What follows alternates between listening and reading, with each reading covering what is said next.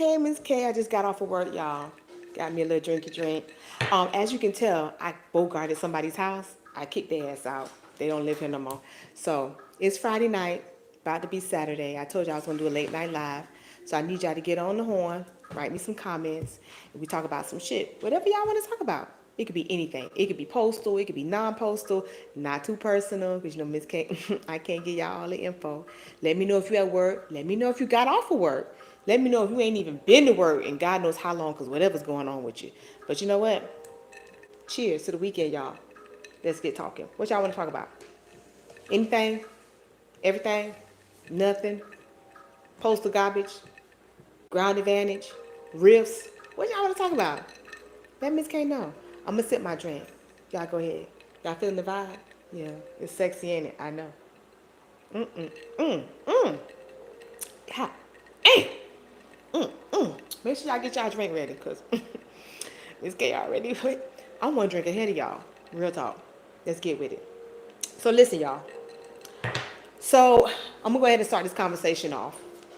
And we're going to discuss right now what's going on at the plants itself. So for some of you guys, if you have contractors that come to your plant to come do certain routes, the post office is looking to phase out a lot of the contractors to save money. Now, personally, I think we should have been phased out nearly all the contractors. If you're trying to save money, then you need to get rid of their ass. But it actually works better for us. I think our MVS drivers should be the ones to do all the routes, unless it's an over the road route that requires you to go further up the state or maybe to a whole nother state to get the mail. What? I'm sorry, y'all. I'm trying to adjust the camera while I'm talking, and I'm not doing it. I'm not adjusting it. But anyway, as I was saying, so at my location, we're having discussions of them moving and phasing out, a couple of contractors that we use for certain routes and bringing them over to our MVS side and let our MVS drivers do that.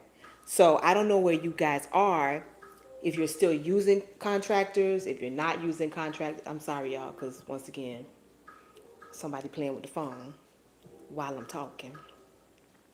Hand everywhere. Can't see none of y'all. I can't read nothing. So, whatever. Let's get back. Now, I don't know where you are, how many contractors y'all use, but do you think that we should keep the contractors or just allow our regular MVS drivers, our motor vehicle drivers, to do that? Keys open doors. Why you ain't been to work in 2 weeks? What's going on with you? Come on. Okay, so CCA 2021, you says, if I'm on disability, will I get bumped or will I keep my number? No, you will not get bumped. Once you have a spot on the roster, does not matter if you're disabled, does not even matter if you had to leave work for a month or two because of your disability and you came back to work. Your spot on the rotation does not change. So let's say that you're out and you're not a regular yet and they need to convert, they can't skip you. Now, I'm gonna tell you this. In certain locations, and someone did write me, where they were working, their supervisor tried to skip them and told them that they could not be converted because they wasn't there. That's bullshit. And if they try that fucking game with y'all ass, don't have it. Go speak to your shop steward or go above your shop steward, because they cannot do that to you guys. That's just bullshit. But no, you don't lose your number, okay? So, hey Danny. What's up? You good? Good. Oh, Danny, you trying me. Where's JH and Mr. P? First of all, I don't know where JH is because I kicked him out of his own fucking house. You see where I'm at? I came in his shit. And Mr. P, I don't know. He probably doing Mr. P stuff. But on my next late night live, or just maybe a video we're gonna do, it's gonna be all three of us. So I'm teasing y'all. It'll be me, Mr. P, and JH. So listen, if you got children in the house that night, Get him out because it's gonna be horrible. You know my mouth and then Mr. P's mouth, and he worse than me. He is horrible. So probably next week we will do it. I'm sorry, but it's gonna be epic. It's gonna be so epic. Listen, y'all keep asking me about the back pay for the mail handlers. Baby, I don't even know. I keep hearing different dates. I keep hearing possibly in November, possibly in September. Don't nobody know. I want my money. I know for damn sure I need them. I need them coins. I don't know. As soon as I find out for you guys, I will give you that information. You right, Frandre. Jay, I fuck the our drivers should be able to have those routes. I don't see why we spend money for contract drivers. And I know at my location half the fucking time they ask don't even go pick up the mail. Forget they have mail. Forget the route. Break down 9 times out of 10. The supervisor don't call and let us know that they're late. Let us know that they've broken down. So no, I think it should be, we have more accountability when it's our drivers. And the money that you're paying the contract drivers, guess what? You can give our drivers in V time or whatever if they have to go over. Because this shit is ridiculous. And I work on the dock, so I can speak this shit. I work with drivers every day. So I have nothing against the contract drivers. It's their job. And that's what they have to do, but they are working for someone else. They don't work for United States Postal Service.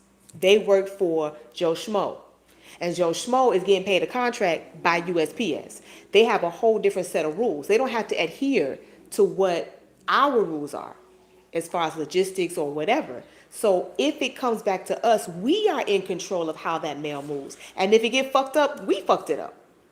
Because guess what happens when the contractor fucks something up? And it's a delivery of pallets, or if they're going to a station to pick up mail and they fuck it up. We the ones that look bad, not the contractor. So I agree with you 100%. We need to get rid of their ass. So, Danny, who is we love you? Ugh. This motherfucker just looked like he rolled out of the crypt. Jesus Christ.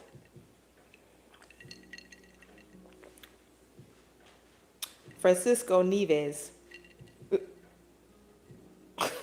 You say your plant hasn't done the massive conversion. They apparently were supposed to be in July, August. Yes. So listen, I told y'all in one video that I did, right? They have until November 26th, but there is a list that your particular location has of the estimated conversion dates for you guys. So you can be converted anytime between now and the latest date that I seen was December 16th. But we do not make any movement, no conversions, no transfers during peak. So they have to convert you guys before the 26th. But it's just an estimated date. So you would have to go see. In your union, I'm telling you, they ain't going to have this information. So if you go ask them, they're going to say, what the fuck are you talking about? Because they're not going to have that.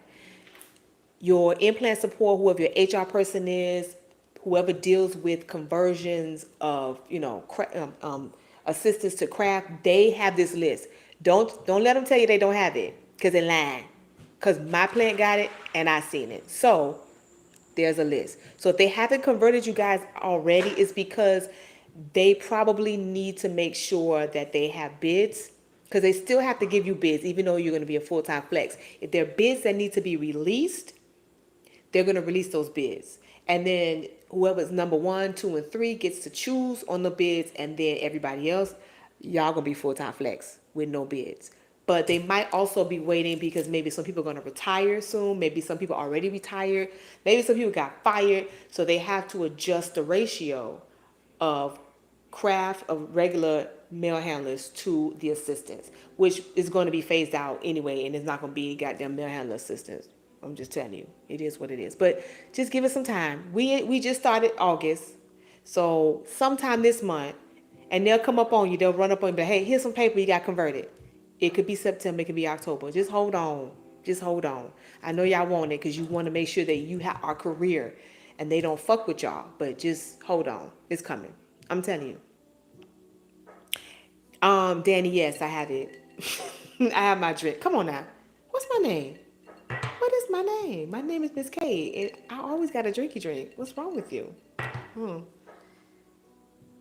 Contact your state. Listen, no, don't contact your state rep. They don't know shit.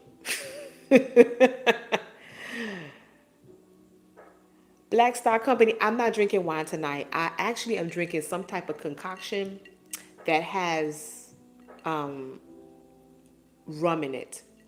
No Hennessy tonight, it's rum. But I'm telling you, it's so, so good. So, hey, whatever. So listen, y'all. Now I know, we've been talking a lot about this bullshit ground advantage, this stuff that going on with UPS, and I'm gonna drill it into y'all monkey ass heads so that y'all understand. The reason why I keep drilling about the UPS crap is because I don't want people to keep telling you that because we are the post office and we have different unions, our stuff is not structured the same way and we can't do the same things. Part of that is correct. For the mail handlers, the main reason the majority of us stay in the goddamn union, and I'm not gonna lie to you, is because we have a clause in our contract that clearly states that we cannot be laid off. We have a no layoff clause in our contract. I don't give a fuck what you do. They cannot lay us off. Now you can get fired for being a fuck up, but you can't get laid off. And that's the main reason the majority of us mail handlers stay in our craft union. Clerks, I don't know, what y'all have, but there's always some kind of sweet deal in the contract to keep you being a member of your union because this is what you need in order to stay in your craft. But we got to understand something. You can't keep letting your union undervalue your performance. Yes, there are a lot of changes. And I even had one person come and make a comment talking about, oh, we work in a warehouse and we don't have no skills. Bitch, who? Who ain't got no fucking skills? You think, now mind you, we do got some dum-dums. I ain't gonna even lie. You can have a monkey in there to run it, but that's usually for management because they stupid. But a lot of us, we're not uneducated. We don't come from, some kind of short bus fucking damn education. A lot of us have been out in the real world and worked. And we come to our job and we work and we do it to the best of our ability. And a lot of times it's very physical. We need to be paid on the same level of the work that we do. You want to bring in machines, but half the time the fucking machines don't work. I think I'm a mechanic half the fucking time because I be fixing shit. So the fact of the matter is that UPS and even some UPS drivers have contacted me and stated, we don't know why the fuck y'all don't make better money. So this is the reason why I'm going to keep harping on the UPS shit, is because I want y'all to understand your mouth, your voice is what's going to get shit done. You don't like your president, you don't like your fucking shop stewards, vote that motherfucker out. You don't like your shop stewards because they ain't doing no work and they lazy and they only, and I'm going to say this, and I'm going to get the flack, but I'm going to tell you because I can say this shit. You have shop stewards who only file grievance so they could get paid. Oh, you heard what I said. So they can get paid. Not you. They. I'm going to give you a dirty little secret. A lot of people in the motherfucking goddamn union who are shop stewards, not all, but some, they file grievance and you don't even know they file grievance and they name all on it and they get fucking paid for that. So if you don't like what's going on at your location, open y'all goddamn mouths and say something. Because the next motherfucking contract the mail handlers get, I don't want to see that garbage that we just got. And you clerks, I told y'all contract coming up for negotiation next year. I need y'all to be on it. Be on it. They say you got any ideas, write them a 10-page motherfucking letter. Tell them what the fuck y'all want. Don't be afraid to say no to some shit because you don't want to go on arbitration. Now, clerks, I give y'all props because y'all been clerks and carriers been showing out. Man, handlers, they sorry as fuck. They so sorry. Cheers to you too, Danny. They are sorry as hell. Let's see. Black Star Company say UPS set to hire 300,000 workers. I think they want to have it like UPS 4 hours, $25 an hour. UPS contract is too sweet to be. No, but it is true, baby. UPS contract. But see, I got to remember, the sticking point for the UPS contract was not the fact that they really wanted more money to be greedy. They really was holding out because they wanted their part-time workers to come up to a decent living wage. So they were making like $15 an hour. And baby, y'all know $15 an hour ain't shit. Okay? Miss K hair costs more baby. Get out of here. No. My nails, my feet, no. And especially if you got kids, $15 an hour and you're a part-timer, even if you're doing 30 hours, that's not a lot of money by the time they tax you. So they were holding out to make sure that their part-time people who work in the warehouse and do whatever was getting paid. Because UPS drivers already get paid a good amount of money. So, and they sweetened it by giving them a couple of dollars more. But it was for their part-time workers. And that's what we need to be doing. Fuck what craft you in. Every craft should be looking out for the next craft. Hey, we getting this. So why can't they get this? Or why can't we get like them? We like fucking crabs in a motherfucking goddamn bucket. Everybody trying to pull everybody down. Motherfucker, we all need to get out the fucking bucket. So let's do this shit together. Damn. Look out here. Thank you, Steven. I'm preaching tonight. I'm on my liquid courage.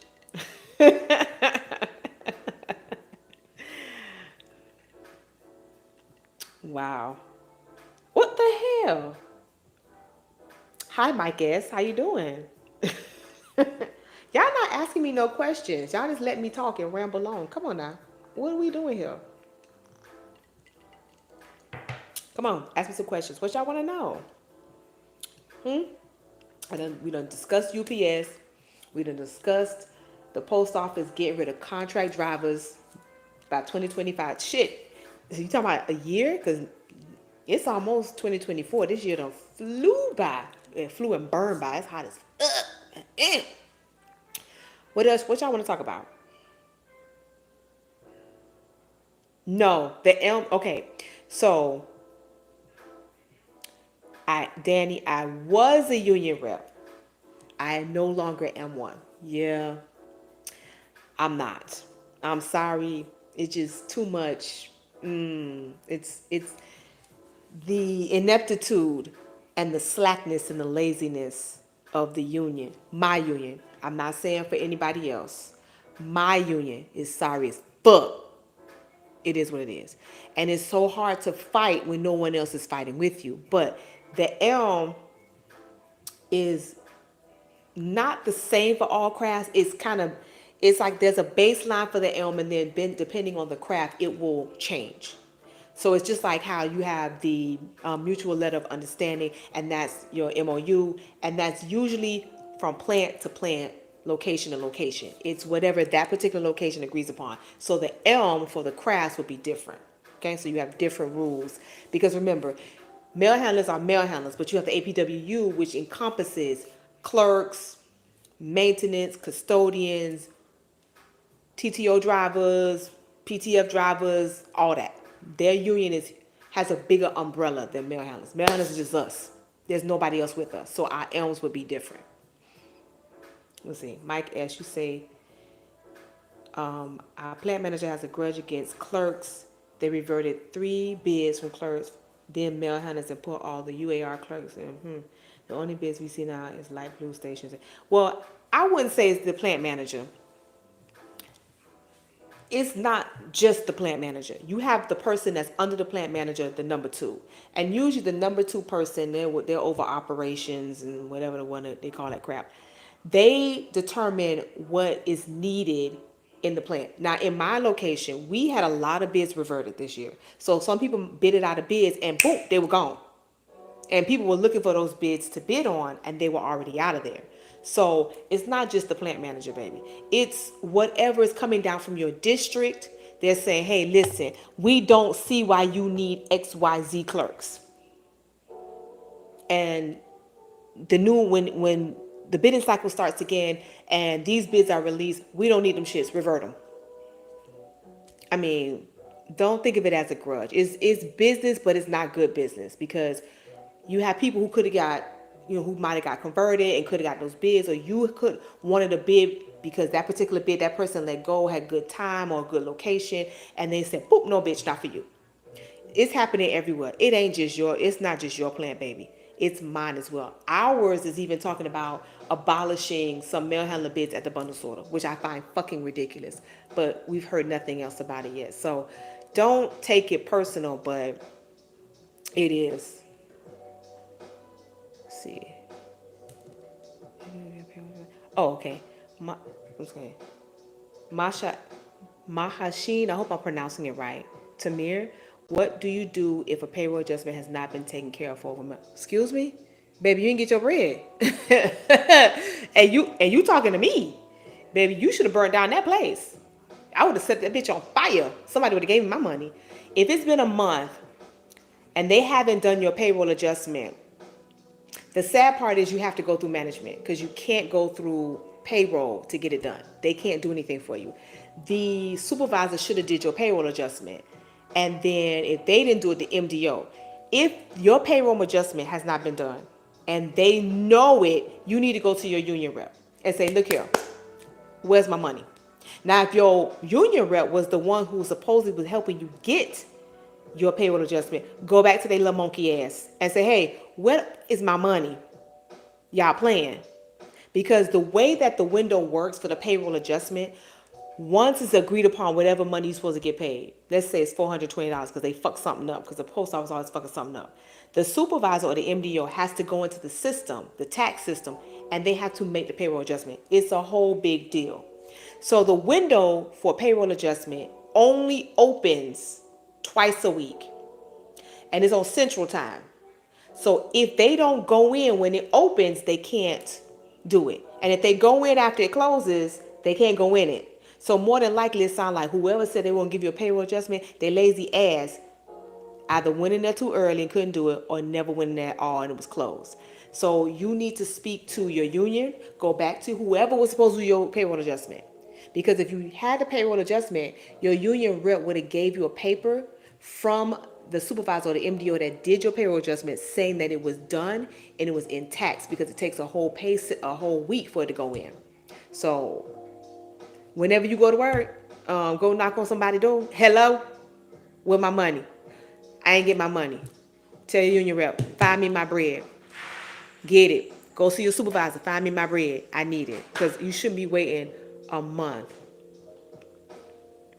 Oh, Uncle Rusty, what's on up? Uncle Rusty. Uncle Rusty, y'all be making this motherfucker. Uncle Rusty, y'all be making moonshine? I know y'all do. Y'all in South Kakalaki. I know you making moonshine, Uncle Rusty. I need some.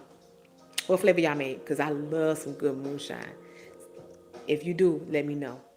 And so I want you to send me a bottle, okay? And hey to everybody in South Carolina with Uncle Rusty in the maintenance department. Moonshine, please. Let's see. Mike S., you said they at the plant and they worried, scared of fear and accessing. Listen, you should, at this point right now, they're not accessing a lot of plants. So this fool dragging chairs, bro. Dragging chairs, making noise. Anyway, don't be too concerned about the accessing.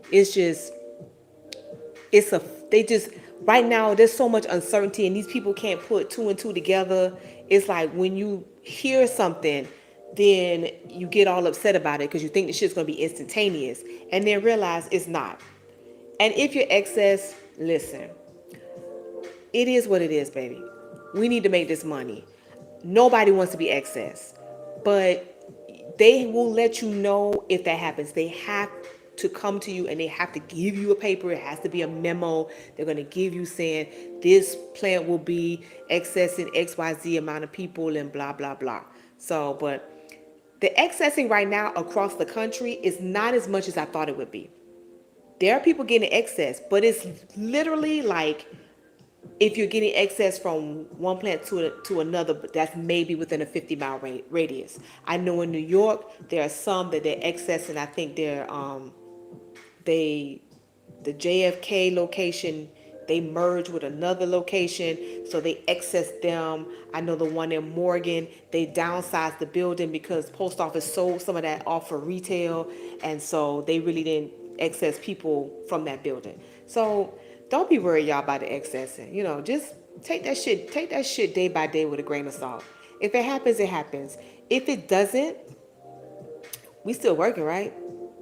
So don't sweat the small shit. Just get a drink and don't even worry about it.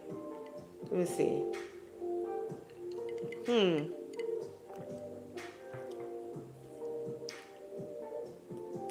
Mike S. The SSDO doing all the reversions. They usually do, but there has to be a reason why they're doing reversions. Because I know, because in some locations they bringing in these robots, wait, and these other mechanical equipment, and they're saying that if you bring in a robot that's doing XYZ, then you don't need 4 clerks, 2 mail handlers like that. So that's why they're reverting. But I also seriously believe they're reverting bids because they want to pretty much make everybody a worker. Meaning you have no bid. Meaning you come to work and they go, hey, you go over there. Hey, you go over there. Hey, you go over there.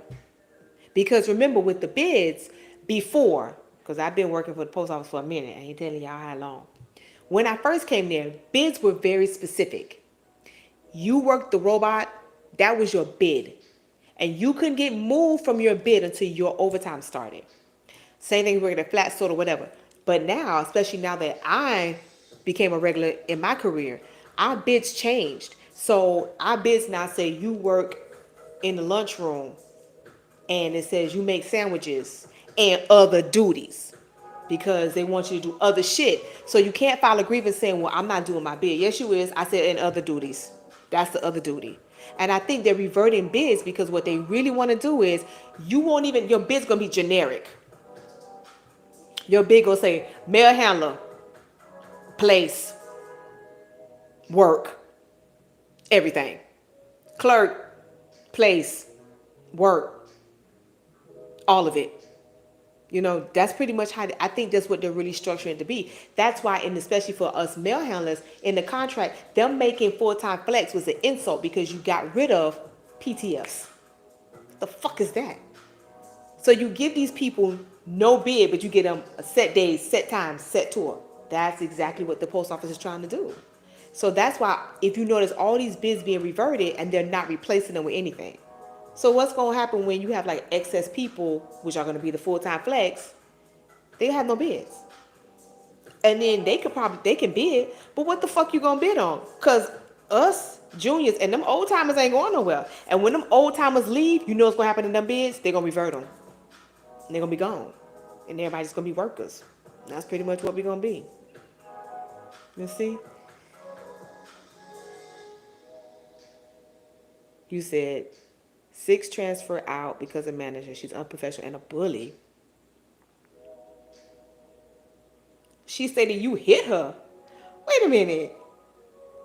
Friend Jay, I hope you ain't putting hands on nobody. Because if you put hands on a bitch, you need to make sure you knock them the super fuck out. And I'm just playing. I don't condone violence yet. And you ain't filed an EEO on this hoe? You ain't called the police? You should have called the police and made a report on her ass. Damn, a 6 transfer out? This lady is horrible. And no one has filed an EEO on this lady. No one has gone to the OIG. I keep telling y'all, stop just wasting your time with EEOs. EEOs work, but they don't work. You got to contact the Office of the Inspector General because they have a little tab on there where you can fill out information and they investigate whatever's going on. Discrimination, if it's sexism, racism, people stealing, whatever.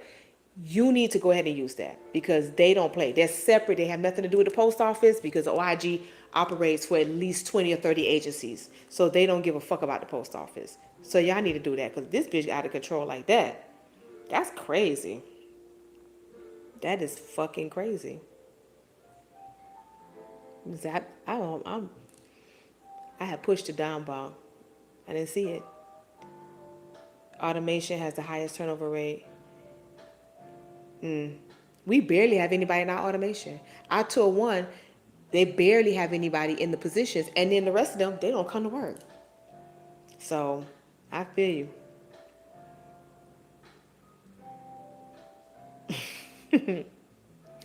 No, I will not. Listen, y'all. So, this is sidetrack. This is Leo season. You know Miss K and Leo, right? All motherfucking day, baby. I'm not telling you what my birthday is. But somebody taking me to jump out of a fucking plane on Sunday. So, I think I'm gonna video it. Might be live. So y'all tune in and see if Miss K jump out of this goddamn plane. All I gotta tell you is I signed some waivers today, and my whole life, it's like my whole life I signed off. I didn't even read the shit. It was like buying a house. If you ever bought a house and went to closing, they give you a stack of like 5,000 papers that you just signed. That's pretty much what I did today. I signed my fucking life away, y'all. So that's what I'm making. I'm doing it for my birthday. And no, I'm not telling y'all how old I am. Y'all knows it. Anyway.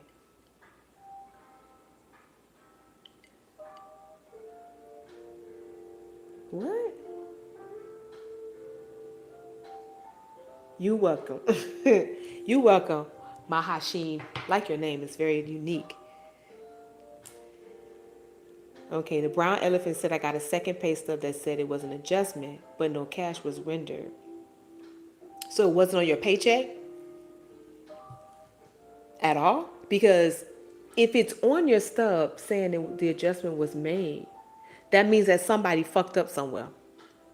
So either it was payroll or it was the supervisor or MDO who did the payroll adjustment, and they stupid ass probably put it in and then put zeros. So you first thing you should do, call HR on Monday because you know they close, and ask them about that adjustment and say, hey, I don't see the cash.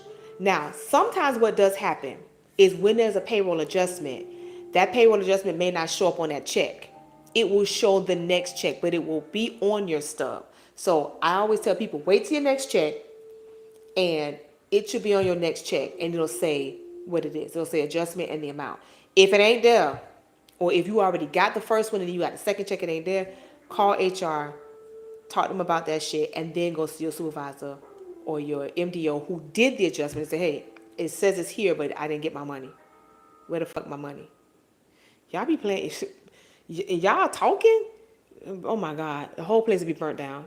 Don't play my money. That's one thing you do not do.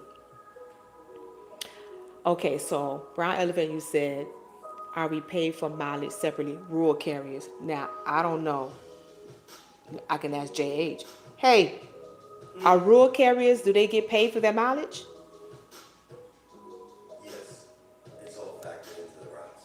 Okay, y'all heard that? He said yes, and it's all factored into your routes. Why? You not getting paid for your mileage?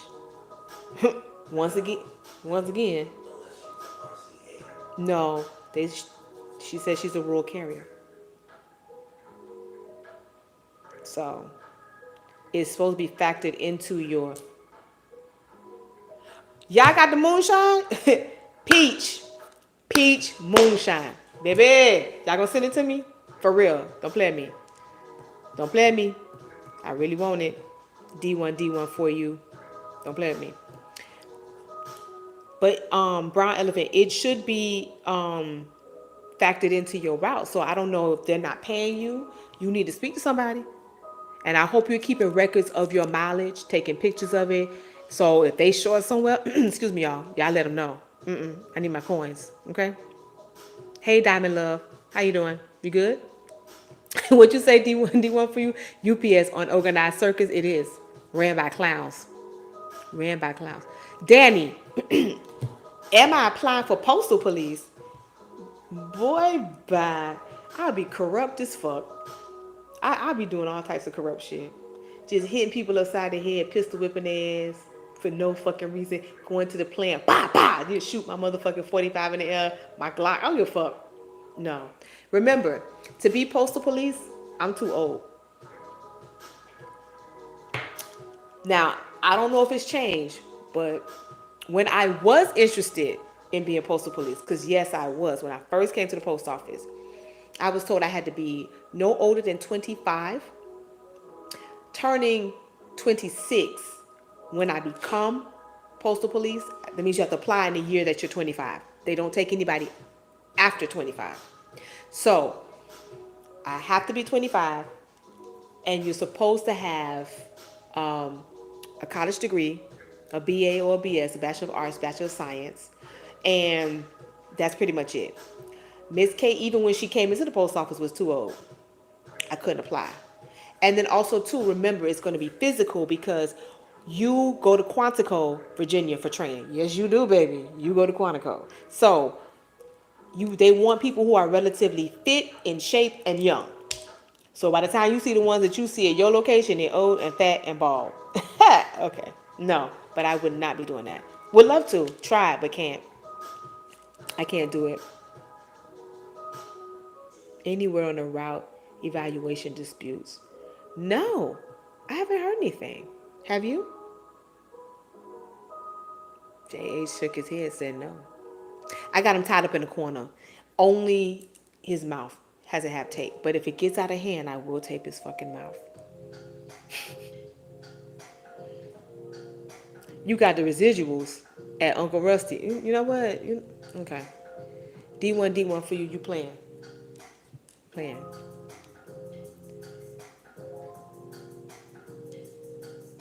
Is there someone mentioned in your last video they said that DeJoy is doing a hiring freeze? Actually, he is. So I'm kind of confused because someone I know called me and was like, they know somebody who's applying and they had positions for mail handlers. And they were asking me, well, MHAs, mail handler assistants, and they were asking me how long would it take to become one. And I was like, they hiring because there's a freeze. And they were like, really? And I said, yeah. But I said, apply anyway because we're converting in the next couple of months and maybe they're going to need to go ahead and fill the slot. But remember, we don't have casuals anymore. And honestly, I'm telling you, I don't even believe we're going to have MHAs because once you convert the ones that you already have, your 360s, that's a full house. But you never know. But as far as, that goes, I don't know.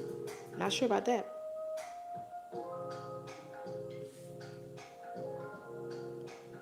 You know what? D1 for you. You know what? No. But haven't seen the post office hire any new blood. Have y'all? Like in your location. Have you seen new people? I haven't. I see the same people. Now we're supposed to be getting transfers, but we haven't seen our transfers. I haven't seen not any new transfers. Maybe in other departments they've come, but not where I'm working. So maybe they're going to deal with the transfers. And remember, the rifts are coming. I told you about the rifts. JH told you about the rifts. So that could be another reason why, too. There's no movement when it comes to hiring new hires from the outside. So you catch him, Uncle Rusty? Okay, Steve Harden, because I'm kind of all the way up. So since the new contract for the mail handler says 48 weeks instead of 52 weeks, we will be stepping up into a different month every year, if that's the way you want to look at it. But let's hope it goes that way. I doubt it. And I forgot that was in the contract, that is going from 48 weeks instead of 52. I actually completely forgot about that. Thanks for reminding me about that.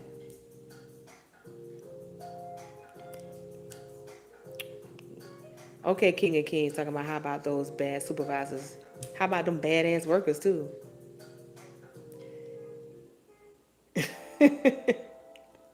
Oh, Danny, you said drink before I jump? No, I think I'm gonna have to have some food on my stomach, some coffee, a meal or something.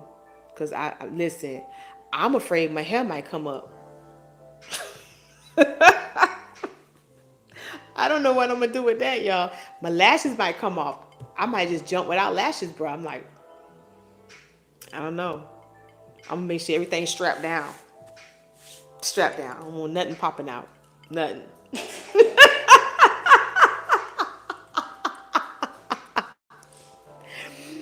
Jay say I'm 60. Hey, really? That old dog told y'all I'm 60? Mm-hmm. Okay. Whatever. Oh, he said I'm 63. Damn. Y'all really want to know my age? Seriously? I'll tell y'all. Somebody guess it before I tell y'all. Guess my age. Guess it. And whoever's right, I'm going to tell you right. And if you right, I'm going to send you a Miss K on Postal shirt. I swear to God. Guess my age. Who right?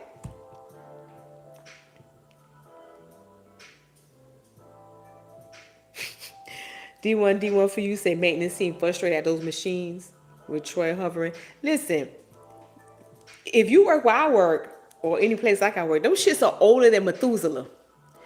And them motherfuckers, when the last time maintenance been on training? Seriously, they're not sending them to learn new stuff because there's nothing new to learn on them old ass machines that don't have parts. Now, if you got new stuff, good for you. But where I work, baby, that shit old. And you can't fault maintenance because they can only do so much. Bubble gumming and rubber banding the motherfucker together to make it work. Can't be mad at them.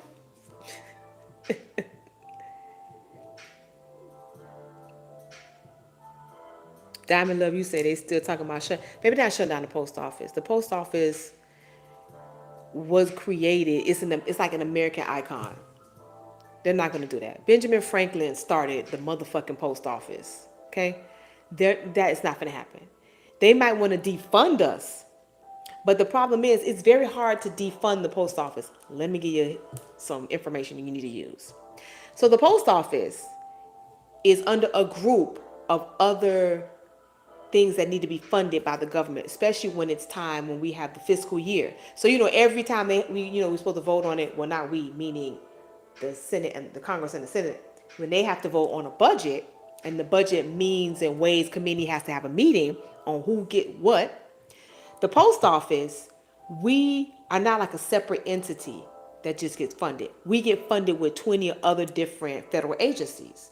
And the ones that we're under, and you can go look this up because Miss K is not lying to y'all. A lot of the agencies that are funded in the same group that we're in is usually 9 times out of 10 for some type of weaponry. Look it up. So the budget for that particular group that we are in is a lot. A lot, a lot, a lot. A million, trillion, whatever the fuck. So we so we are under the executive branch, right? So y'all know what I mean, right? The executive branch of the government. That's how we're funded. So the same money that will fund the military, that will fund for us to get tanks and shit like that, we get some of that money. So don't ever fucking believe, excuse me, y'all, that we're not going to be around. Now, the process of the post office will be different. You know, maybe we won't have carriers, maybe we'll have drones, but I doubt it because the post office can't get their shit together. Maybe you will have, like they want, a super mega fucking goddamn plant that got like 12 stations in it with fucking like 500 fucking mail handlers and 200 clerks. Who the fuck knows? But we're not going anywhere. It cannot just be disassembled. You get what I'm saying? Like, you can't get rid of the post office. We still serve a function for the country. And it's an establishment. It's like an old pillow. That shit feel good, even though it's old. You know it. It's what you know. It's comfortable. So don't worry about that. They're not. Okay, D1 for you. I need the moonshine. Did anybody guess my age? I see none of y'all did. Y'all trying to be nice? You say you ran into Uncle Rusty at your plant? Okay.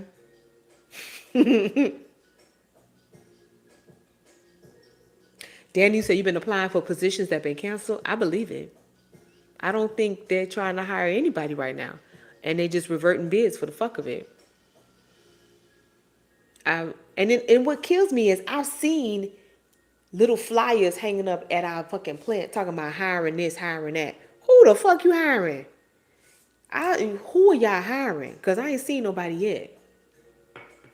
You say you there early, D1 for you.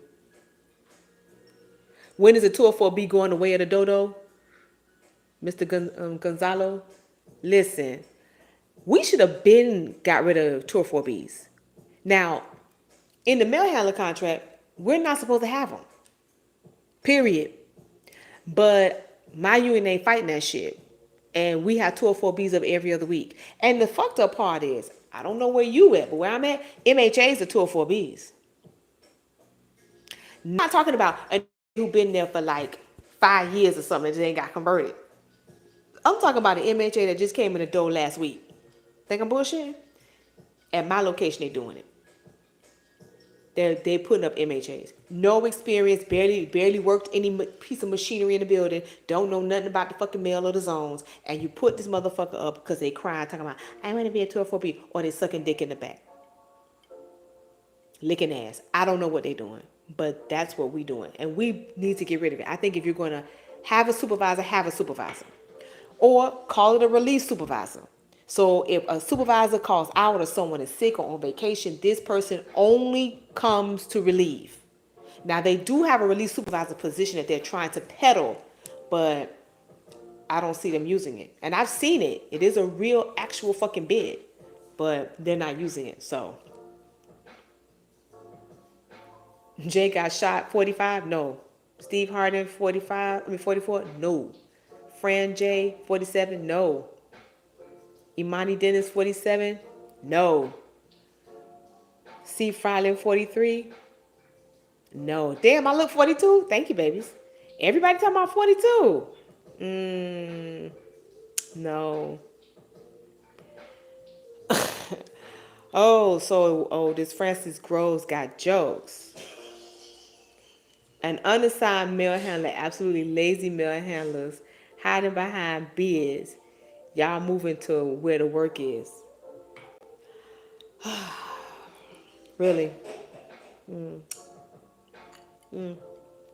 Not all mail handlers are lazy. Some of us actually do work. Just like some TTO drivers and PTF drivers are lazy. And some of them work. Right? All right. Let's see. Uncle Rusty, I'm preaching to the choir. I know. Still, none of y'all guess my age yet? You see Danny? Talking about Padrino is Danny. Danny, I like how you gave me, I feel like, Griselda Blanco and shit. You calling me like Padrina. I know, right? Nike Boy 23. Why am I just old? Damn, baby, I look old. You know what? Fuck you. That's how I feel. Damn. Damn. Really, Nike Boy? Wow. Miguel V, you only old as you feel. Shit, what I feel like I'm 90 because my body be killing me every goddamn day. Danny Boy. Nike Boy 23. I'm coming for you. I'm old. I'm coming. I hide in trees, bro. I got patience. I'm gonna get you. Watch yourself when you go to work. I'm telling you. I'm gonna get you.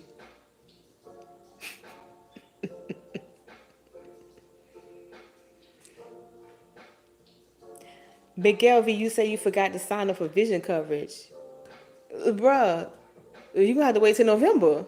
That's the only way you're gonna get vision coverage now. Or, I fucked up. I changed my vision provider and left the one I really had for like 4 or 5 years. It was really good to another one, which is the GEHA plan. Oh my God, fucking horrible. That shit is horrible. It don't pay for shit. I'm so mad. Even my eye doctor was like, what the fuck is this mess you got? It don't pay for shit. My other insurance pay for everything. So November, honey, that's when we can go back. We can't do it. You say you blind as fuck. Okay, Miguel V, you blind. Thank you, Mahashim. Thank you. You so sweet. Miguel V 1776. Do you know what happened in 1776, Miguel V? Please tell me. I'm waiting. Let me put on my lip gloss, my lip job. Tell me. What happened in 1776? Fran J. No. I'm not 52.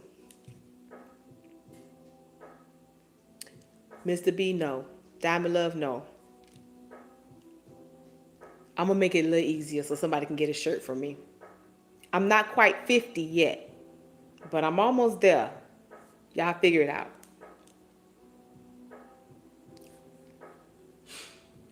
Miguel V, 90 confirmed. That might be 90 kills, motherfucker, but I ain't 90 years old. And if I'm 90, I look good as fuck. But I forgot you blind as fuck, right? Okay.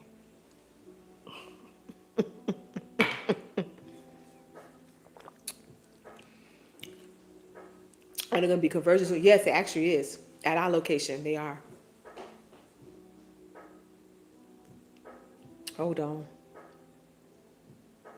No. Okay, Miguel V, I give it to you. You did 49 and 48. In 2 weeks, I will be 48. There you go. So Miguel V, I'm gonna give you a shirt. Tell me what size. Nah, we're gonna do this a different way for me to send it to you, but I'm gonna send you this shirt. Don't worry about it. Danny, you were almost close. You just that I'll be 49 next year. This year damn, am I 48? Shit, I can't remember that. But yeah.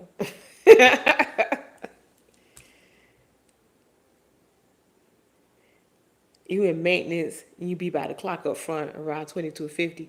Uncle Rusty, why you telling y'all meeting up or something? Y'all finna go out? Y'all not gonna take me? Dispose of the bodies in those cages? No. No, baby, we don't dispose of bodies in cages. I'm in Florida. Anacondas and gators. What is wrong with you? We don't do that. Miguel, you can remember when you was 35? I can't either. I don't remember my 30s. And it wasn't like I was high or something. I don't. I think your 30s is not a significant time in your life as far as growth and you becoming an adult. I don't remember. I remember my 20s, baby. Woo! Woo! Miss K be coming in the sun, be hitting her bike. That's how bad I was. My 30s, I don't think it was anything mind blowing, but my 40s going into my 50s, baby, it's special. You know who the fuck you are, and you know what the fuck you want. So, and you don't give a fuck who don't like it. You just tell them, fuck you. Move on. Is my vision code VS? It was VSP. That shit is so fucking good. My new coverage is that GEHA crap. I don't know, and I hate that garbage. It's disgusting.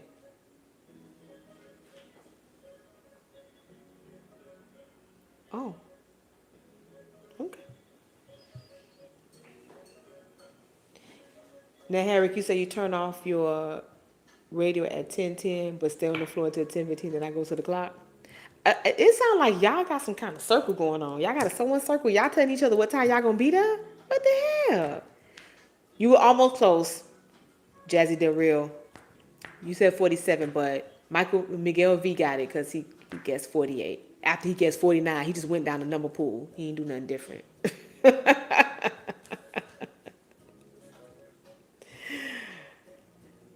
Rashad White, yes, you were the first one to get 47, but I said, how old will I be? Not how old I am now.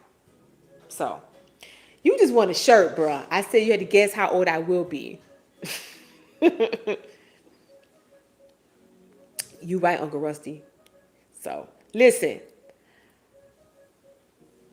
Now, if you're looking at the vision, the VSP, that's the better plan. I don't like the GEHA plans that they offered us this year, but they still had the VSP. But I like the VSP because I didn't have to pay for my glasses.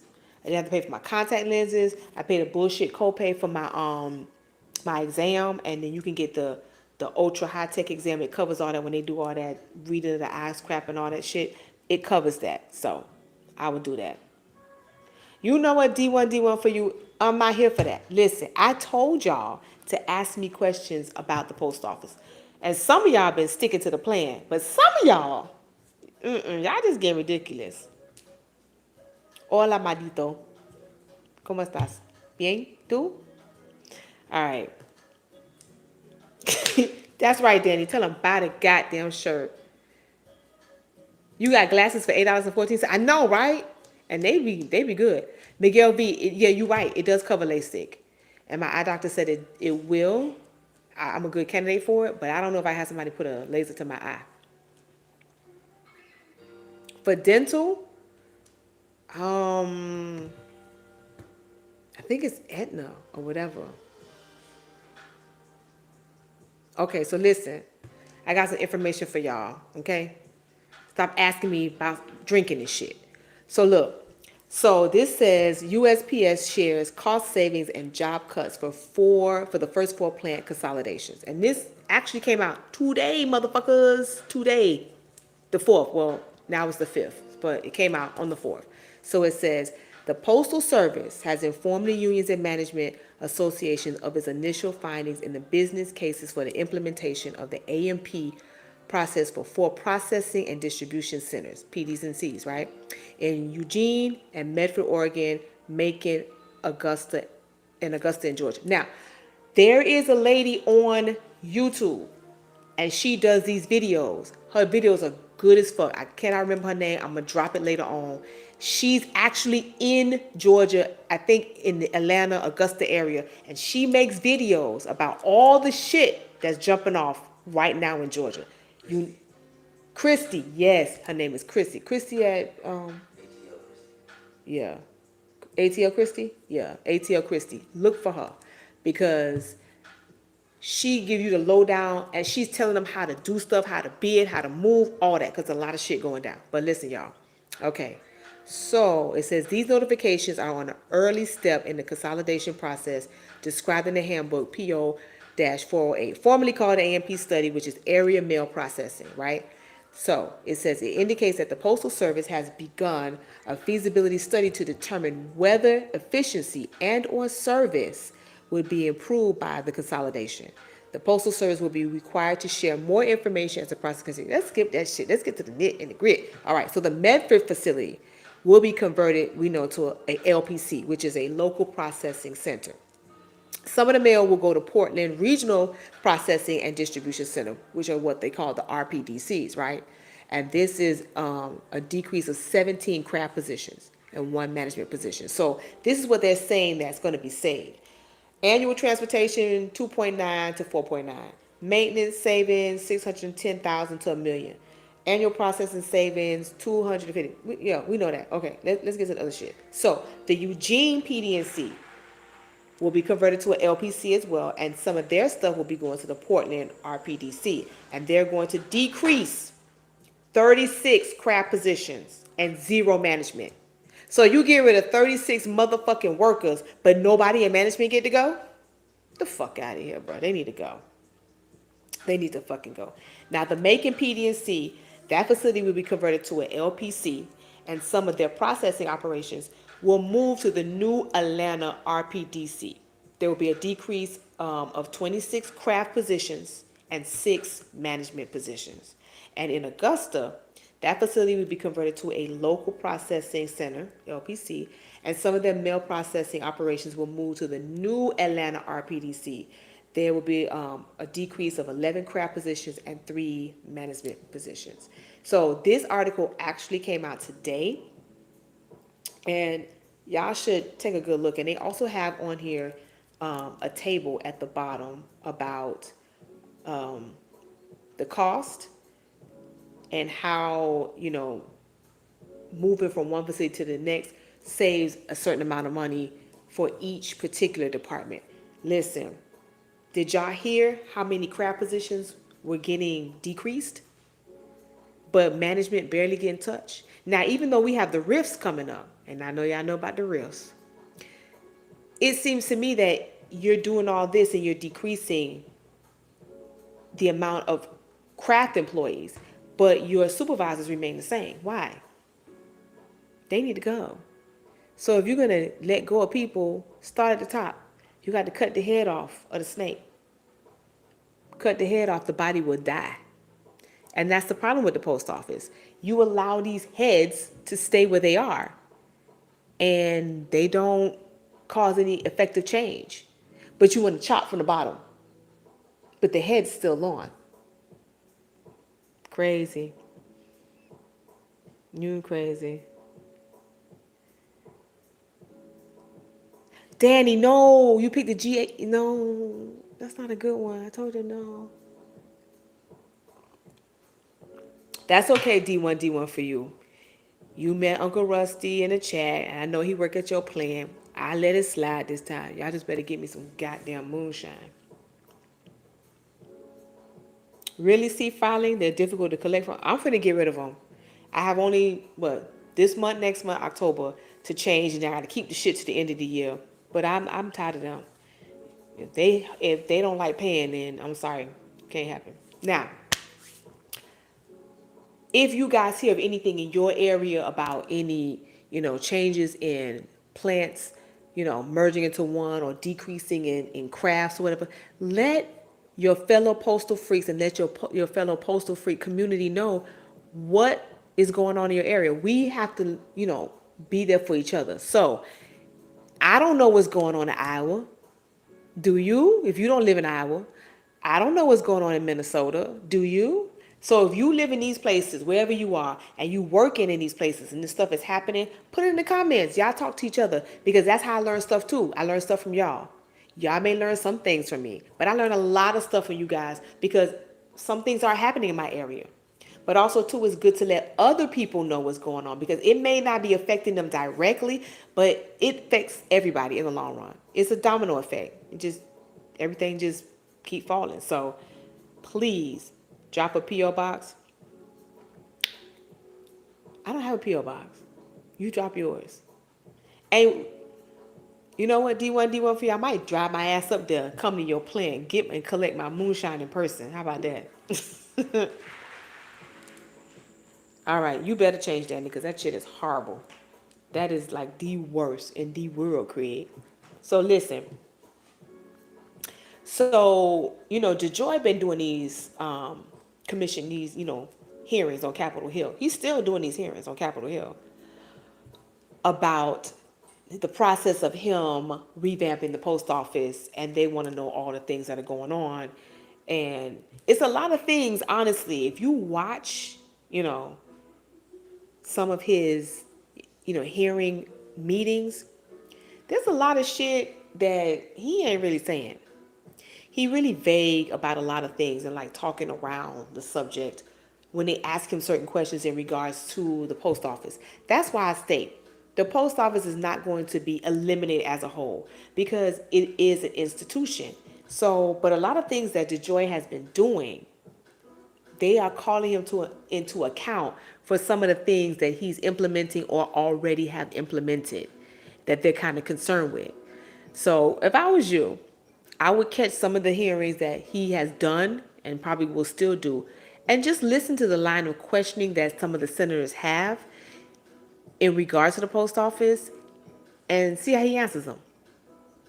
And there's also right now, they're doing a little, it's not really an investigation, it's just a line of questioning in regards to certain money and funds for the post office that they questioned DeJoy about. You know, maybe he been hiding, $5, $10 in his pocket somewhere. Who the fuck knows? None of y'all ain't got nothing to say. It's like 1 o'clock in the morning, y'all. And look, So apparently XPO Logistics is now picking up the slack for Yellow. If you guys heard about is that Yellow, why I see them on the road a lot? XPO? XPO, which is DeJoy's old company, is now picking up all of the freight. I heard it's not his old company. His old company. Well, His wife has the stock in her name. I'm just letting y'all know what's It's going still on. his company. Some people want to know, how do they deal with bad management? Like, are these supervisors getting changed? They getting trained? No. They not getting trained to deal Listen, with people? supervisors do not get trained. There used to be a supervisor training program. They used to be. Used to be.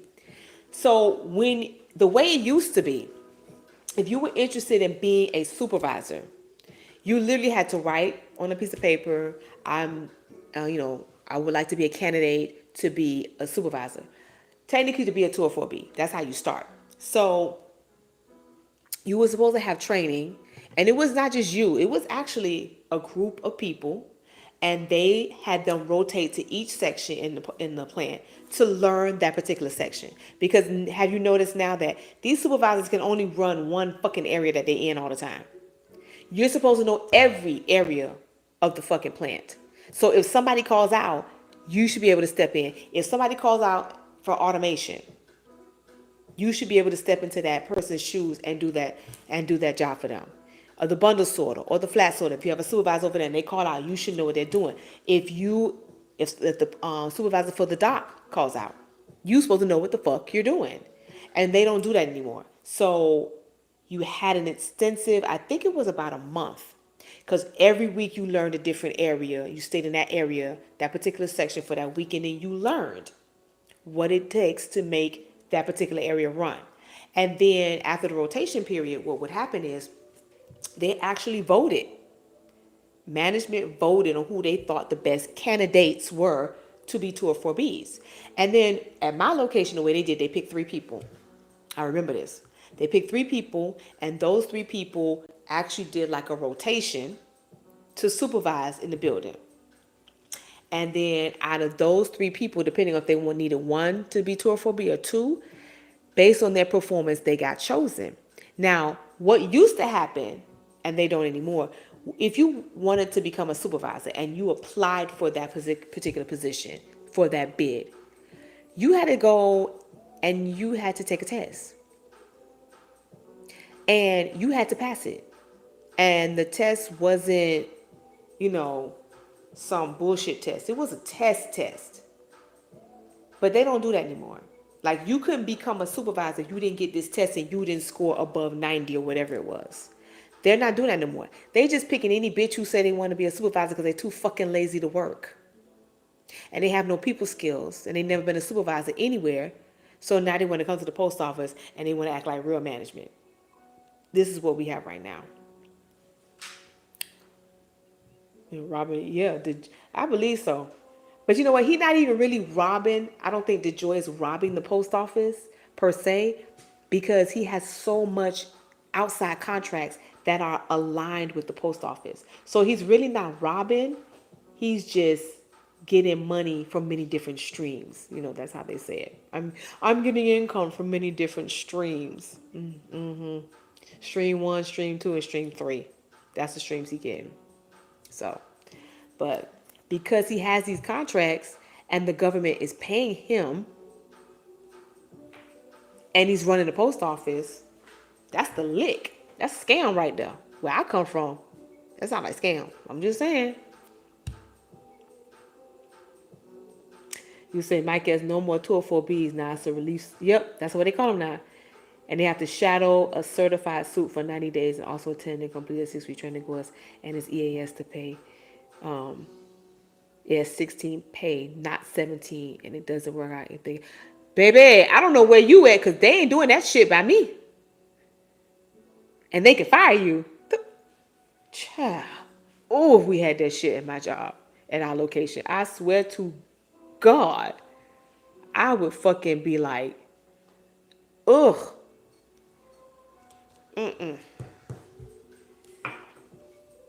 Are there still open seats on the board of governors? Fran J, I don't believe so, because they sit in these seats. They take them for, oh wow, sometimes lifetime. So I haven't heard of any open seat on the board of governors. I haven't. Fran J, am I from NOLA? I am a Southern girl, born and raised in the South, but I'm not from New Orleans, baby.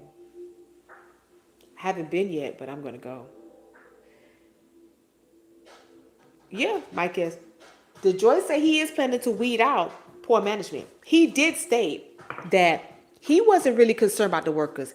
That's why I'm not really concerned about excessing and all that, because in the long run, it will actually work out for us.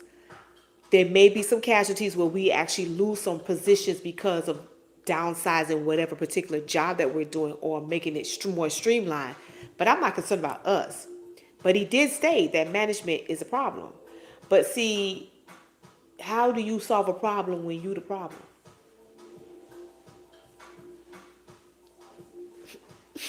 So I'd like to chime in a little bit. So it's not necessarily all of management that is going to be getting accessed or rift. What they have is that they have so many people doing so many things behind the scenes, making a lot of money, they don't need all those people. No. So if you have like a transportation manager or manager of distributions, they'll have people that work hand in hand with them. So instead of the manager of distribution having one job, now he's going to absorb somebody else's job and have to basically do two jobs Yep. at the same exact pay rate. So instead of two people making 100 grand a year or $200,000, they'll be having one person make 100 grand a year. All right, that's how that works with the rip. This is hers. So I untied him. I'm gonna tie him back up. Don't worry. Mike, as you said, I'm from Cali. No, I'm not. Y'all getting bored with me? Y'all don't want to hear no more? Okay, that's how y'all gonna do me tonight. Y'all better act better than this when I have Mr. P with me.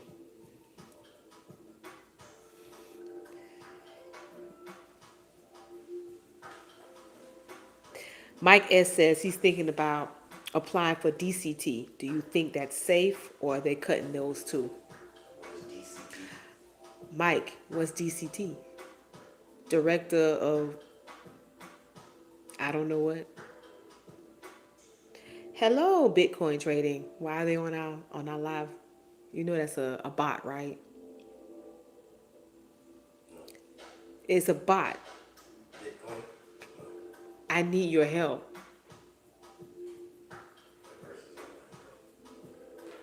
What you need my help on?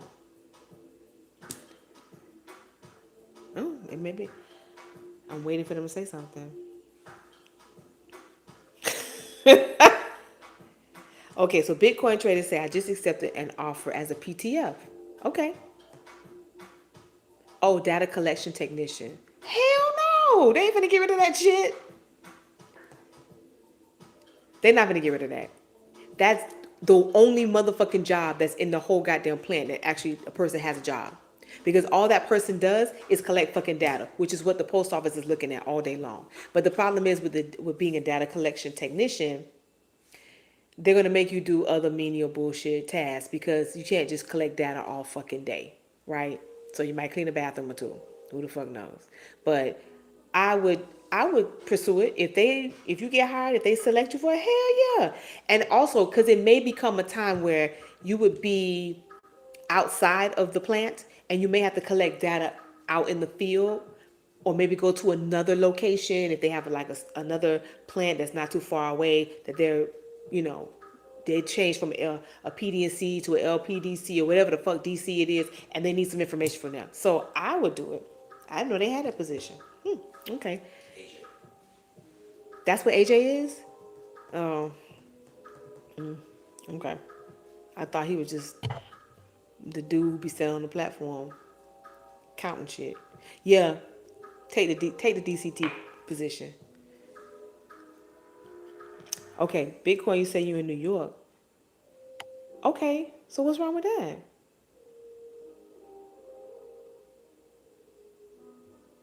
Bitcoin traders say, okay, you broke, don't have no money, and you behind your rent, and you need some cash.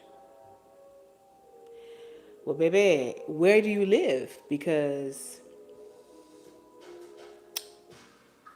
should have been saving up some bread for that to move or whatever. Danny, oh, you have a postal vehicle? AJ got a postal vehicle? Well, that means you're probably going to be going out in the field doing some kind of data collection for whatever. Yeah, you might be going from station to station. Hell yeah, keep that shit. If they select you, ride out with it. Ride out.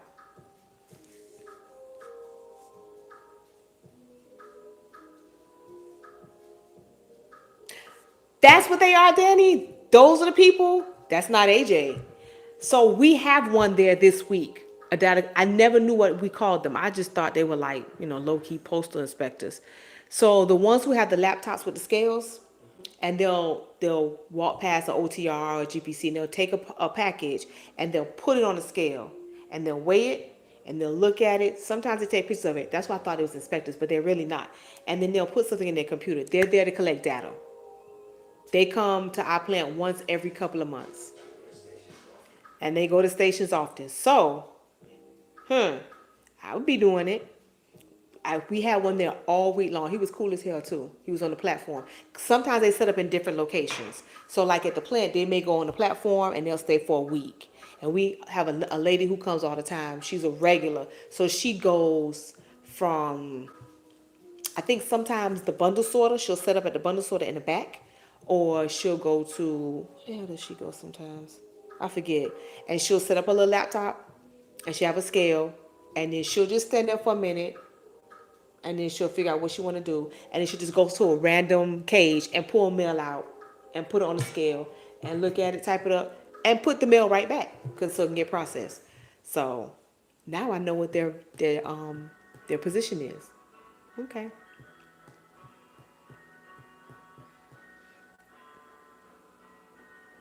You know, heck yeah, have great hours. They do have great hours because I never see their ass there after 7, 8 o'clock. Well, after 8 o'clock at night. When I get there, the guy was there this week. But when we start getting busy around 7:38, I ain't seen that motherfucker no more. Some of them have like 9 to 5, some of them 11 to 7. Some of them their hours are, they don't carry the same kind of hours we have. Now the lady I'm talking about who comes to our plant, she's on tour one because she comes in around 8, 9 o'clock. But she's been doing this for a while, and that's the schedule that she wanted. So I don't think you have a set schedule per se, like because you have to work around the hours of the plant and what tour you want to come in on. Because they don't stay the whole tour; they stay for maybe 4 or 5 hours, and they'll leave, and then they'll do the same thing at the station. So you say you asked the girl, and she said, "What was her role?" You know, I never thought to ask. I never thought to ask them what their position was, what their title was. Damn, Danny, they off the weekend too?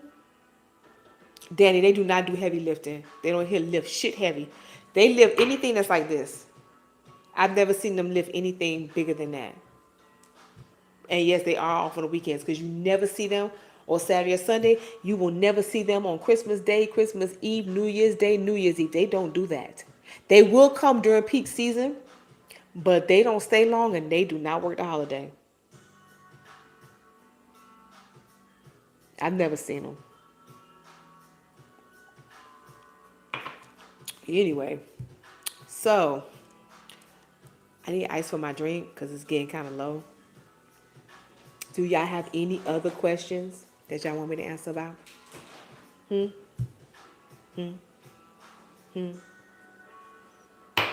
I hope you guys are investing in your TSP and going in there every other month or whatever, checking out the growth. Because right now, even though the inflation is up, the market is actually very good right now. Very motherfucking good. So if you have money from your Roth IRA or whatever the hell you got, you want to roll some bread in there, I suggest you do it right now because the market is excellent. Okay? Excellent. You being shady? Danny, you said the girl you met, she came in and said, yeah. But tell me something, Danny. Did you talk to her? Did you get her number? Did you ask her out? Huh? No, you didn't?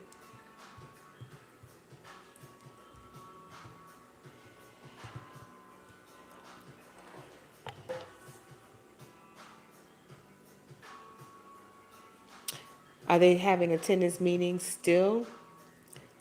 No. You know what meetings we've been getting lately? Well, is self-explanatory. Oh, how to take care of yourself in this heat. No. No shit. Especially at the plant where we feel like an egg frying on a wall. Because it's hot where I'm at.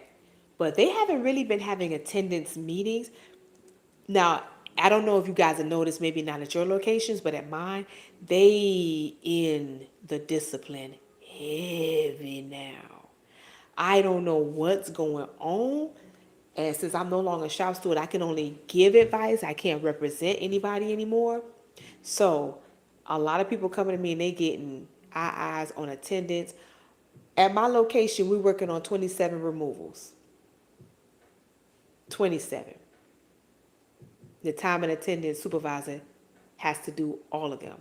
And depending on your plant manager, our plant manager, she told them to take it to the door. So when it goes past step 2 and it goes into arbitration, that's money that we have to pay for. The postal service has to pay to go have lawyers go for arbitration. And ours is saying she'll give a fuck. Show them will come back. 27? Are they finna replace all 27? Cause it be looking like a ghost town in that motherfucker. They cleaning up the rolls before the holidays. Wow. And do you know if it's normal to apply for a PSC clerk position in the same area and still be in the pre-hire phase for 4 months? I'm just curious. Allison B, yes. 4 months. Some people wait a whole year and be in pre-hire. It just depends. They might have a hold on that particular bid. It could be other issues going on. Honey, some people wait a very long time. 4 months, to be quite honest, is not. It's it's like, average. It's not like, I'm not trying to tell you, try to discourage you. I'm really not. But it can't be that long because normally in the summer, and I'm just serious, in the summer, I never really see them hire people for carriers, for anybody. I don't know why that is. So, but what will happen is as August turns to September, we have this big push, or we used to, of hiring people prior to the holidays. Not holiday help, hiring regular employees. So don't be discouraged. Let August roll through. Excuse me, y'all. Let August roll through, and then September will come.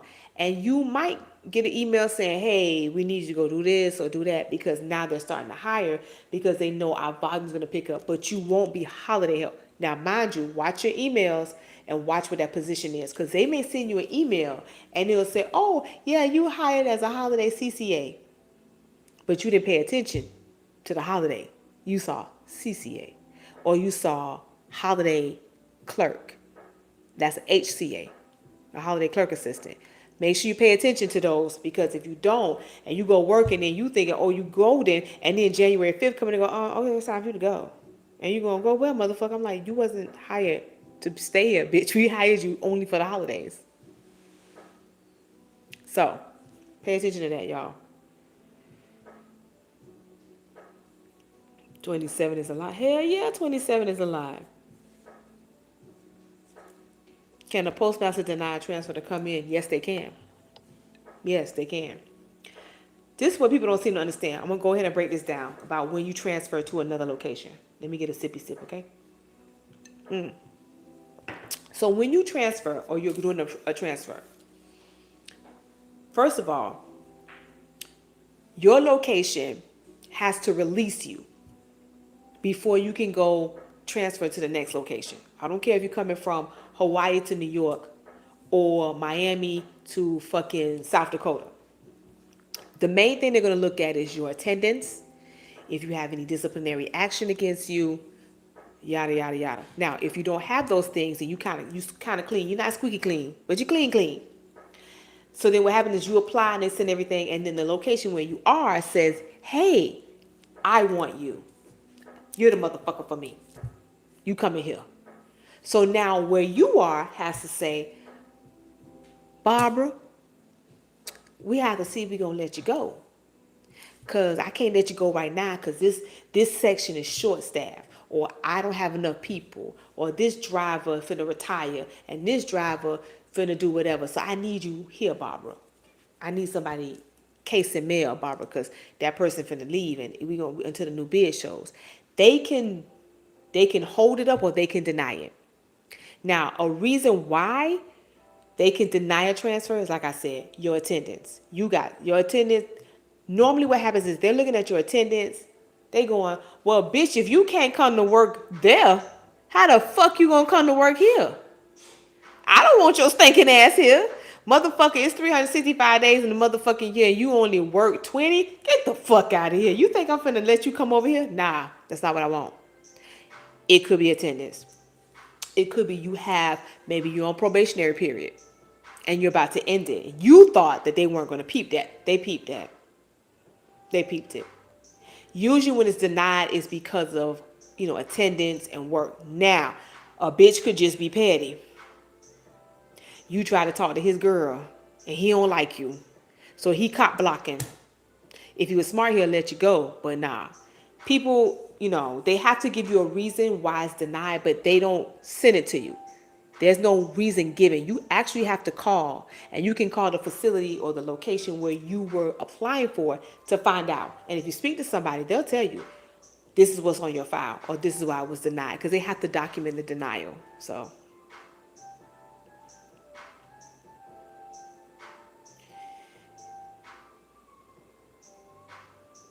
oh, Allison B say she applied to a clerk position in another city, thinking they also take a long time, so she could move. And she said nope, that one gave her an offer, but it was 8 days. How the fuck they gonna hire you for 8 days, Allison? What the fuck you supposed to do? Were you supposed to work 8 days straight, not come back? Like that is the most stupidest shit I ever seen in my life. Daddy, the lady with the furry Uggs and the sunglasses, but leave her alone. Look here. There's a reason why management don't fuck with her. Cause she crazy. Don't do it. I'm not saying no names. But it's with the Uggs and the sunglasses, right? Diamond Love said, Miss K, is it true that I have to pass the window test to keep the job? No, that's a lie. Don't believe the lies they tell you. You know I got clerks as friends, and a lot of them motherfuckers didn't pass the window test and they ass back on the machine. You will not be fired. You already have been converted. The conversion and the window test do not have anything in common. Once you convert it, you are a fucking regular. Now what happens is they want your ass to work in customer service at the window. So they make it part of your responsibility as part of you becoming a regular. Oh, well, we're going to train you for the window and you have to pass it because they like to threaten you. No, ma'am. No.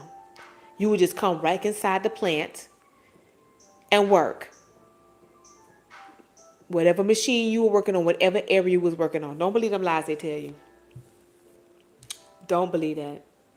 99 bitches, hey, what's up? Seven says, you know who that is. You know who that is. Come on now. Walking around with sunglasses and fur Ugg boots. And sometimes a jean jacket. Yeah, I said it. All right, y'all know. That's your buddy. Really?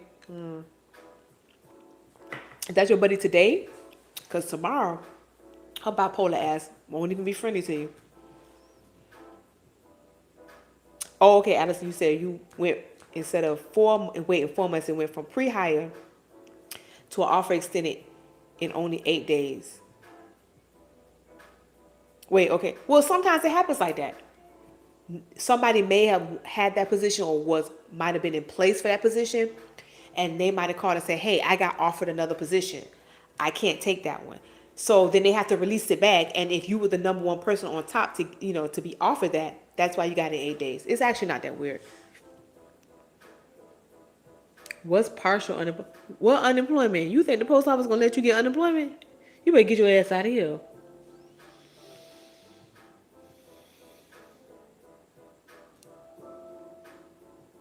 She your buddy. You crazy. You smoking? You smoking tonight? That don't make no sense.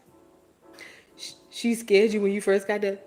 Oh, Danny, for real, apple bottom jeans. Damn, really? You putting this person out there because I ain't saying nothing about her pants. Now I have to say this about her. We will just call her apple bottoms. I respect apple bottoms, and I'm gonna tell you why. Cause I started dealing with apple bottoms when I came down as an MHA, and management fucking hate her. The union, real talk, she is a pain in the ass, but she back her shit up. And when I tell you back her shit up, I'm not talking about with union shit. Sister girl would get a lawyer, and that woman, I'm gonna call her hoe. When that chick get her lawyer involved and she say lawyer, they just go ahead and settle whatever the fuck it is they need to settle. Have you noticed that management don't say nothing to her? She just walk around. You see her walk around. She walk around. And they don't say a word. Not a word to her. Because her shit is serious. She be on it. Like, she tell her, I ain't doing that. That ain't my job. I don't give a fuck who you talking to. And then she got that high pitched voice. Yeah. Okay, E. Dennis, you want me to explain the difference between a regular and a PTF? There's really not that much difference. PTF just means part-time flex. So, and for mail handlers, we no longer have PTFs because we got rid of them. So just like we got rid of casuals, but they still have PTFs as if you're a driver, because some of them come in that way or whatever. No, oh, so that's all it is. A PTF is just a glorified assistant, but you're a regular. That's well, technically, let me break this down. Depending on your craft, okay? For mail handlers, when we had PTFs, they were regulars. So they went from being either casual, because there was no MHAs for us. There was just casuals, PTFs, regulars. That's it. They introduced casuals, MHAs like 20 years ago. Okay? But when you were a PTF, you went from being a casual to a PTF. But you were a PTF, meaning you had no bid, but you had days off and you had your set time to come in. Now, for mail handlers, they pretty much gave them the same set days off, the same time, the same tour. Now, for people who are in MVS and you are a PTF, right? Because PTF for MVS is different, right? They come in, they are not regulars. That's not what they are.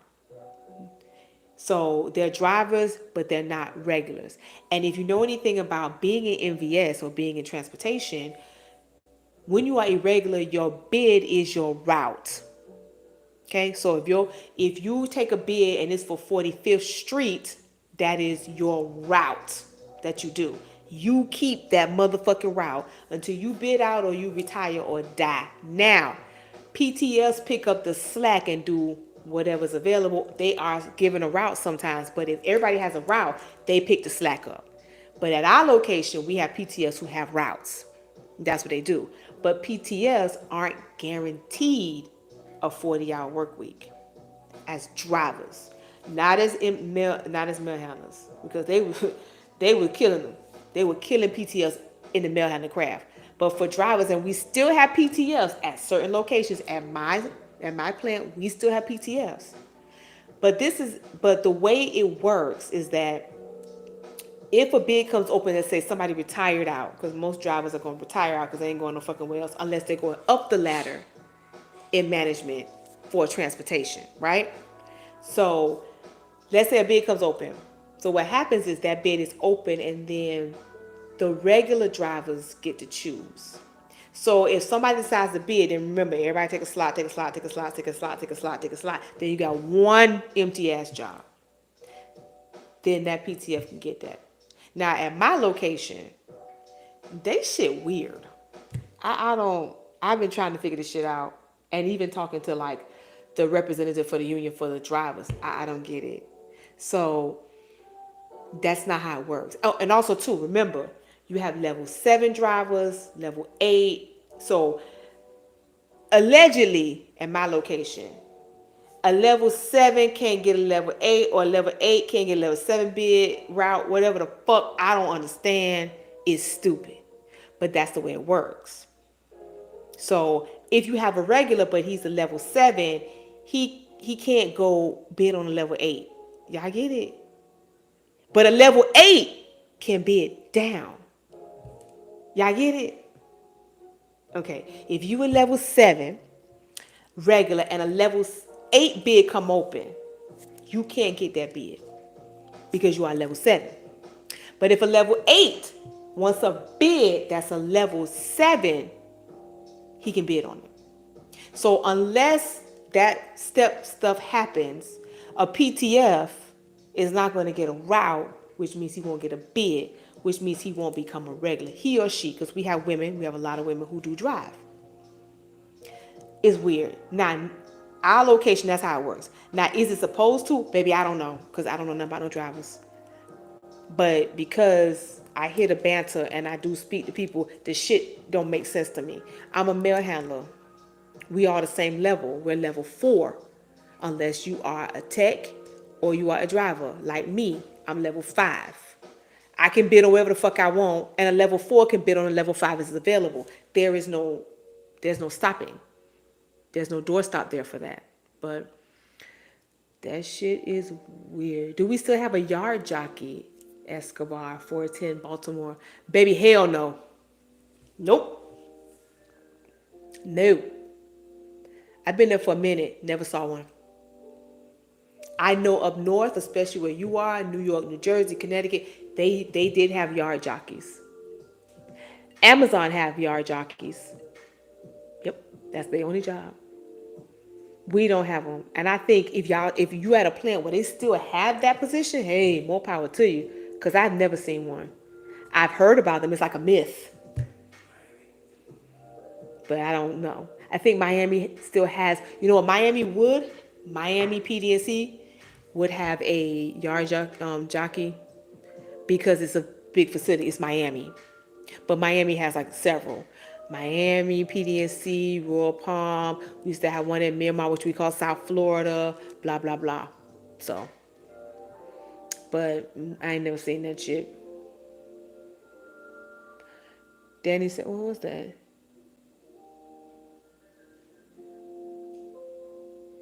He was like, Danny, you say they've taken away the machine they call a robot.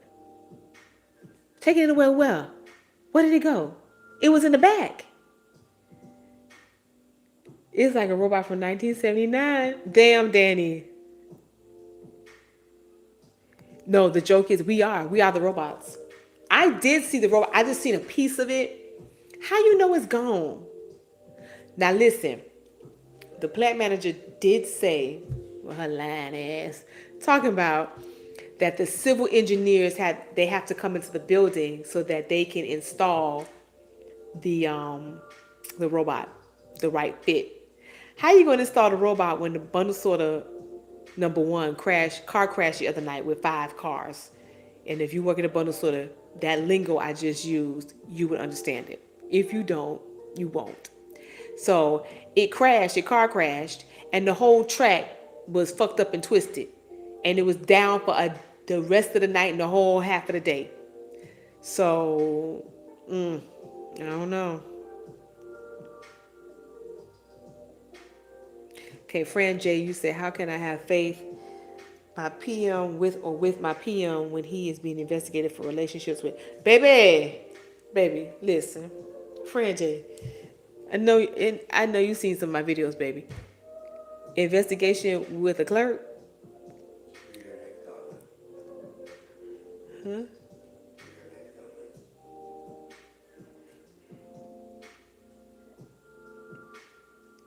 Even if he's married? What? Y'all got scam? Escándalo. Oh shit. Really? Well, now I'm gonna play devil's advocate here. Okay? Just because he's having an affair on his wife, spouse, no spouse, should not affect his work ethic. Right? It's not. And it shouldn't affect his decision making. Now, what, friend? OIG walked them off. Nah, baby. It's more to it than that, Fran J. You got to get the tea, baby. Wait. Come on, sis. Look. Damn, this story good, Fran J. You ain't getting no pictures? Oh, my God. Well, listen, baby. You talking about affair. I'm like, baby, everybody fucking everywhere in the post office. Somebody fucking with somebody's husband or wife or sister, girlfriend, 2 chicks, 2 dudes. Who the fuck knows? That's not news to the post office. When you say shit like that, the post office go, regular day, bitch. But OIG walked them off. Dick, sis, you got to get the tea. Girl, I had to put lip chap on for that. Oh my God, sis. D1 for you, baby. You could write a bestseller. Fuck that. I'm gonna be a Netflix series with the shit I'm finna write. Okay? Bestseller. Bitch, I'm finna get an Academy Award. That's the type of shit going on that I plan. They done calm down a little bit, but so he stayed gone for 2 months, came back, but the station manager is acting PM with him. So why was he out for 2 months, Frank J? Same thing, like Scott, under investigation. Oh, that's right. So okay, so when he was out, he wasn't really out. They do like the Vatican. They put him someplace else.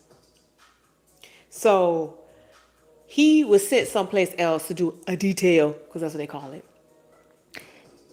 And while he was being under investigation, if they found anything that was incriminating, you would have known. He probably would have lost his job or whatever. But if they bring him back and then and the station manager is acting PM, baby, that motherfucker done did some shit. He done stole some money. But he stole money, he'd be out of there. He done did something. He might have falsified some documentation. So if you are concerned about him as far as any interactions with you, conversions for you and your people, whatever, don't be. If the OIG is involved, baby, they done pull his whole life apart. So if he was cheating on his wife, she already motherfucking know. Trust and believe that. But if he was spending money on this hoe he talking to at work, or he was doing hoe stuff on postal time in postal cars that's given to them. Did he take his postal credit card and get a hotel room? That's the reason why OIG is investigating. He done did some shady, underhanded, falsified scammer shit. And it's probably severe, but not that severe. So that's why that's going on.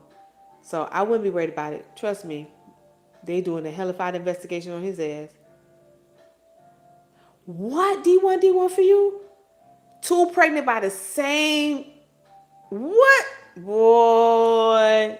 I got one better than that for you. But I can't say that here.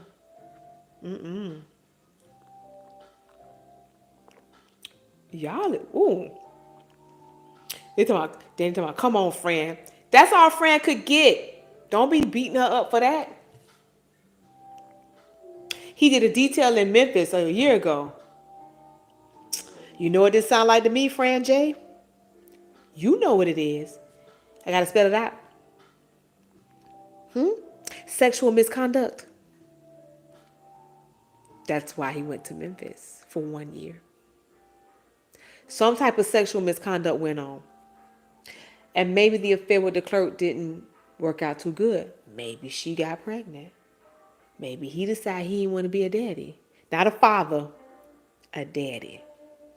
There's a big fucking difference. Oh, Fran Jane, baby, you got to get the tea, sis. The next time we talk, you better have it together, girl. What?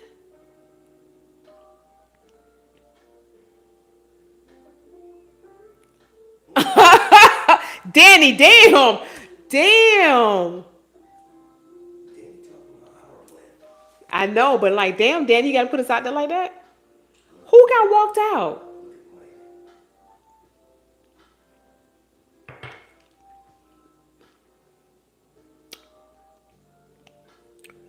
Mike. Mike. Foe. I can't even swallow my liquor good. At the same place. And I bet them hoes was pregnant at this. Jesus Christ. Didn't nobody think about, hey, maybe I don't want to be number 4? Damn. Well, I'm sorry you out with shoulder surgery, Fran J. I hope you fucking recuperate and enjoy and relax yourself while you got this time away from the hellhole.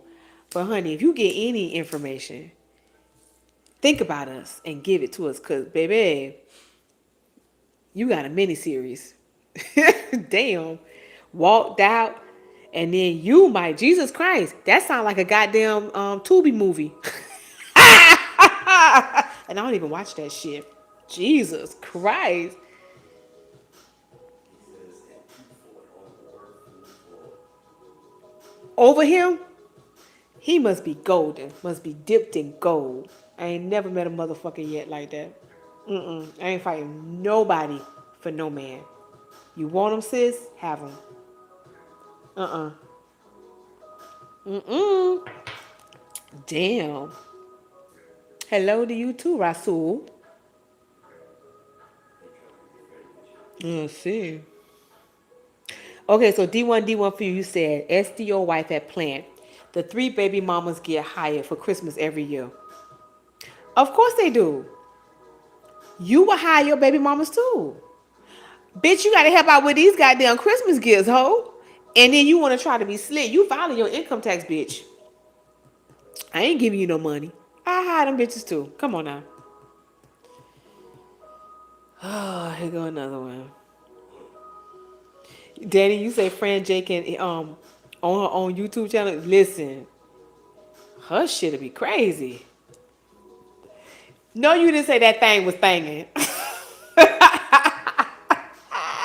You talking about that thing was thangin' fighting over two.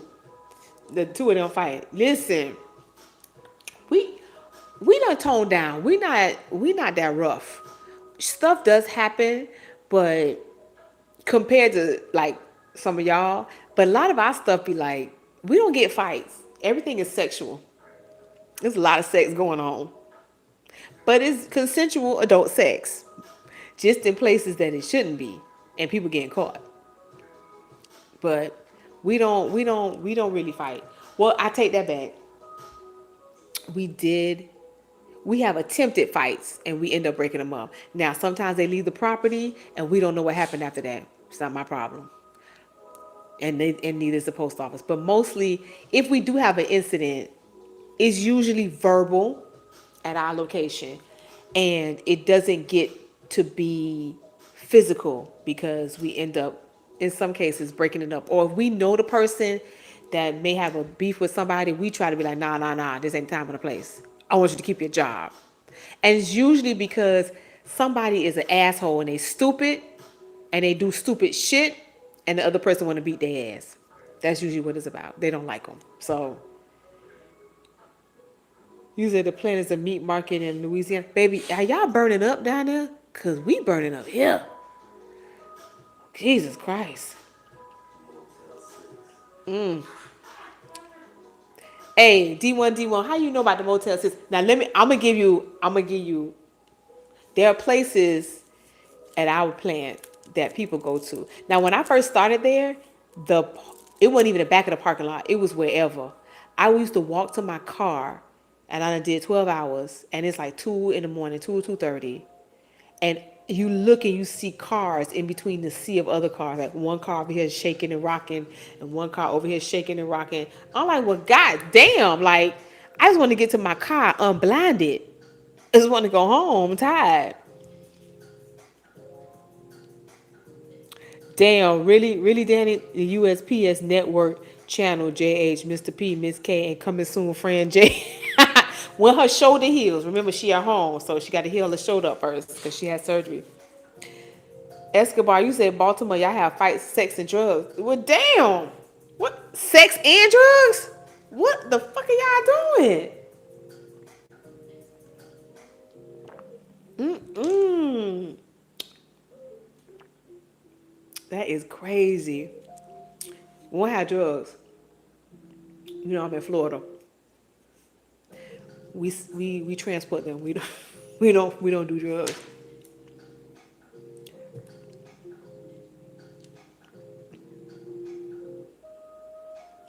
Goddamn, Danny, seriously, he just push people in the front of a forklift. I ride those things, and I literally ride the forks, and I make the tow motor drivers, the forklift drivers raise me up. I love that shit. I shouldn't be doing it. I should not be doing it.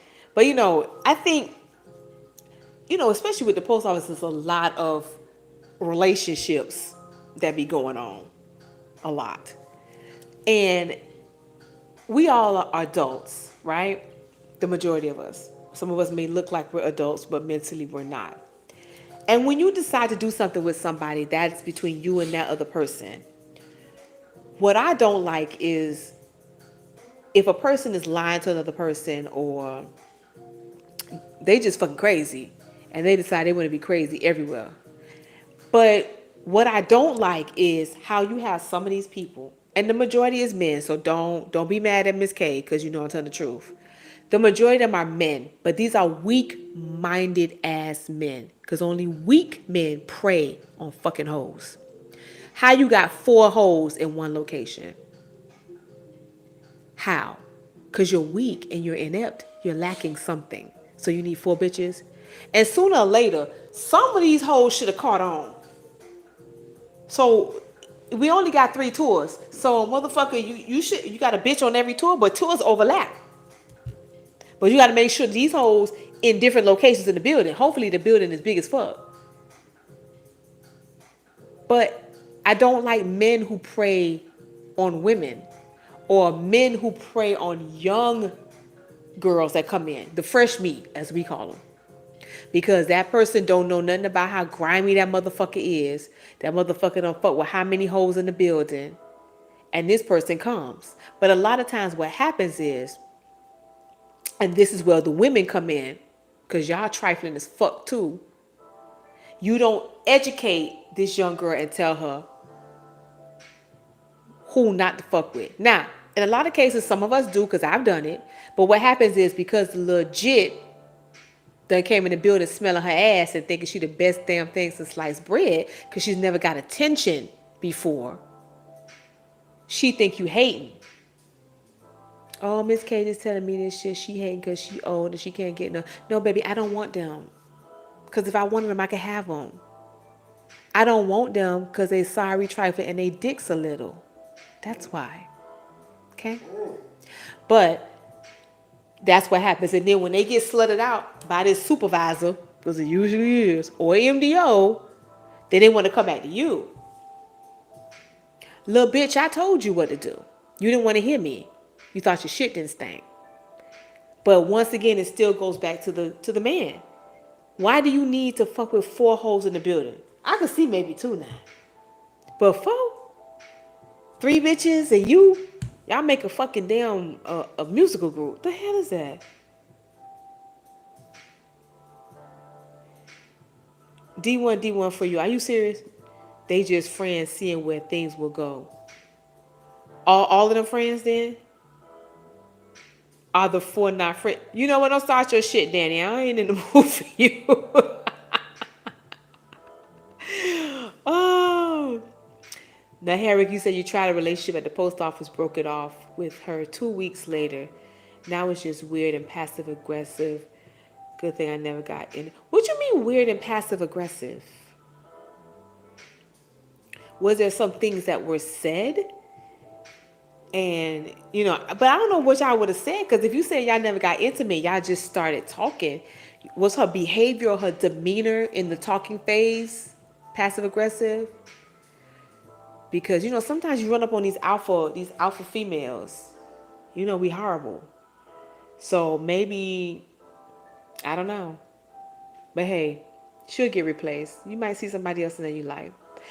Trust me, she'll probably fuck with somebody before you will. So it sounds like she looking for something in particular, and maybe you weren't offering that, and that's not a jab at you. It could be a good thing. Like they say, people come into or a season. So she wasn't a reason or a season, baby. Don't worry about it.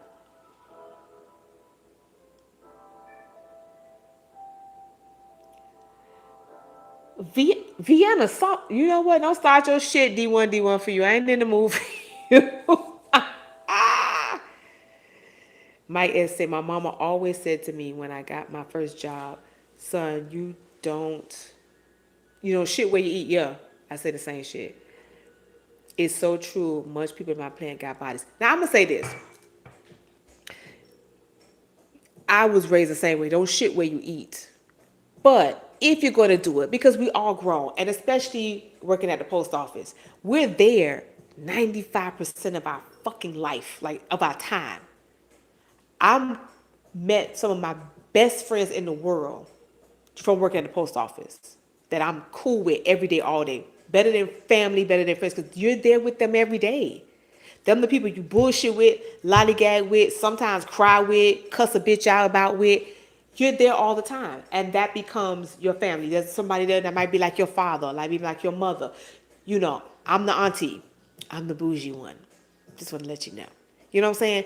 You have people in your work environment at the post office who are those things, who are those pseudo relationships to you, because we're not home to do all that shit with our real fucking family. And some of them are piece of shit any fucking way. I'm just saying.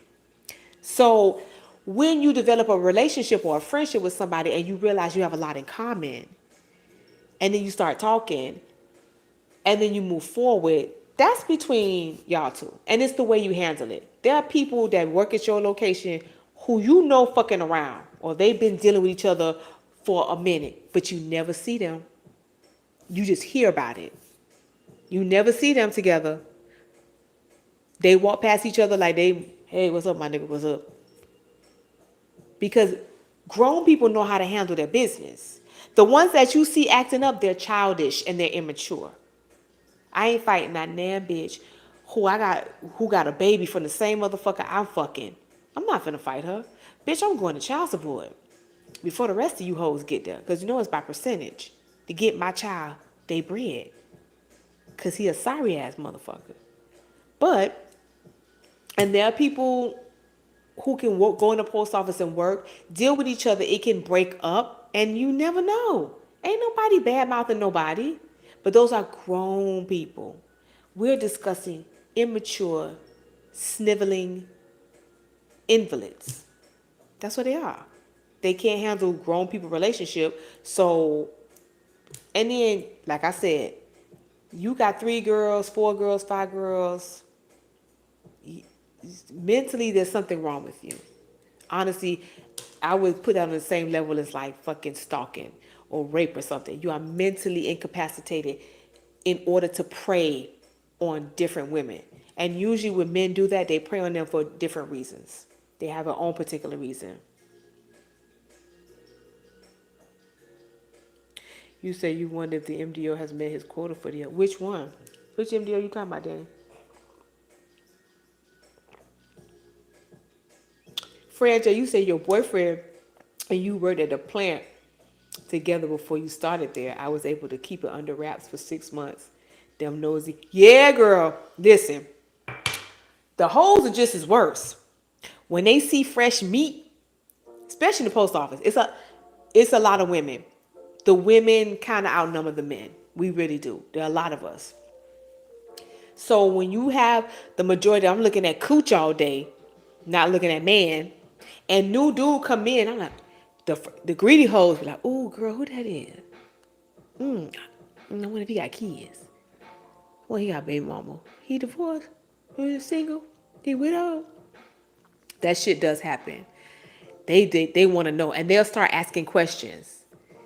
Oh hey, yeah, how old are you? What's your name? What's your name? Who you live with? You got kids?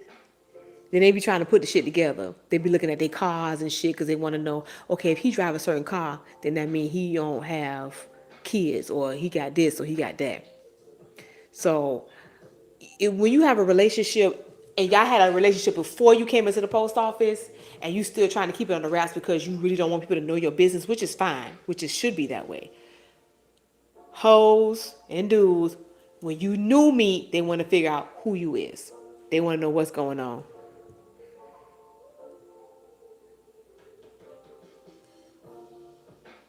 Norfolk PDNC? What's that? Pecan Sam? Pecan Sam, I don't know if you watching, but so look, y'all, a little piece of information. So Norfolk PDNC, they let go of their PSCs and their MHAs, and they stopped processing incoming mail. So Richmond is behind on their mail. If you in Richmond or anywhere near there, or you work at Norfolk PDNC, holler at me and let me know. I want to know. That's crazy. So Norfolk is down by the water, By the Navy the Navy base, and they're probably not as big because it's a small town. So they're probably just getting some mail and they're trying to send the stuff over to the Richmond plant. Hi, going back. Zofo underscore. Hey, hi there.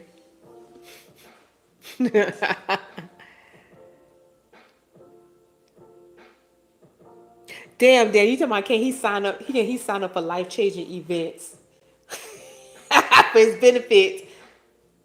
You think he claiming them hoes kids? That's the joke right there on you, Danny. You really think he claiming these hoes kids and he gonna put these goddamn little bastards on his insurance? You know how much money that'll be? Nah, they got Medicaid.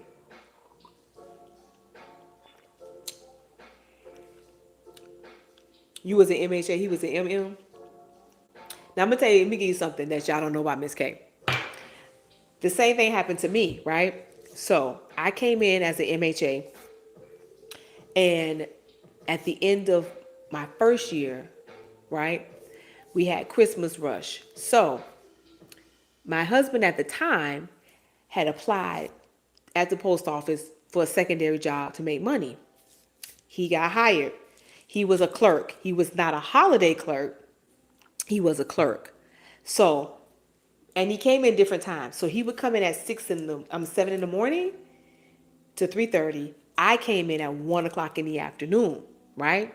So nobody knew we were married because they didn't need to motherfucking know.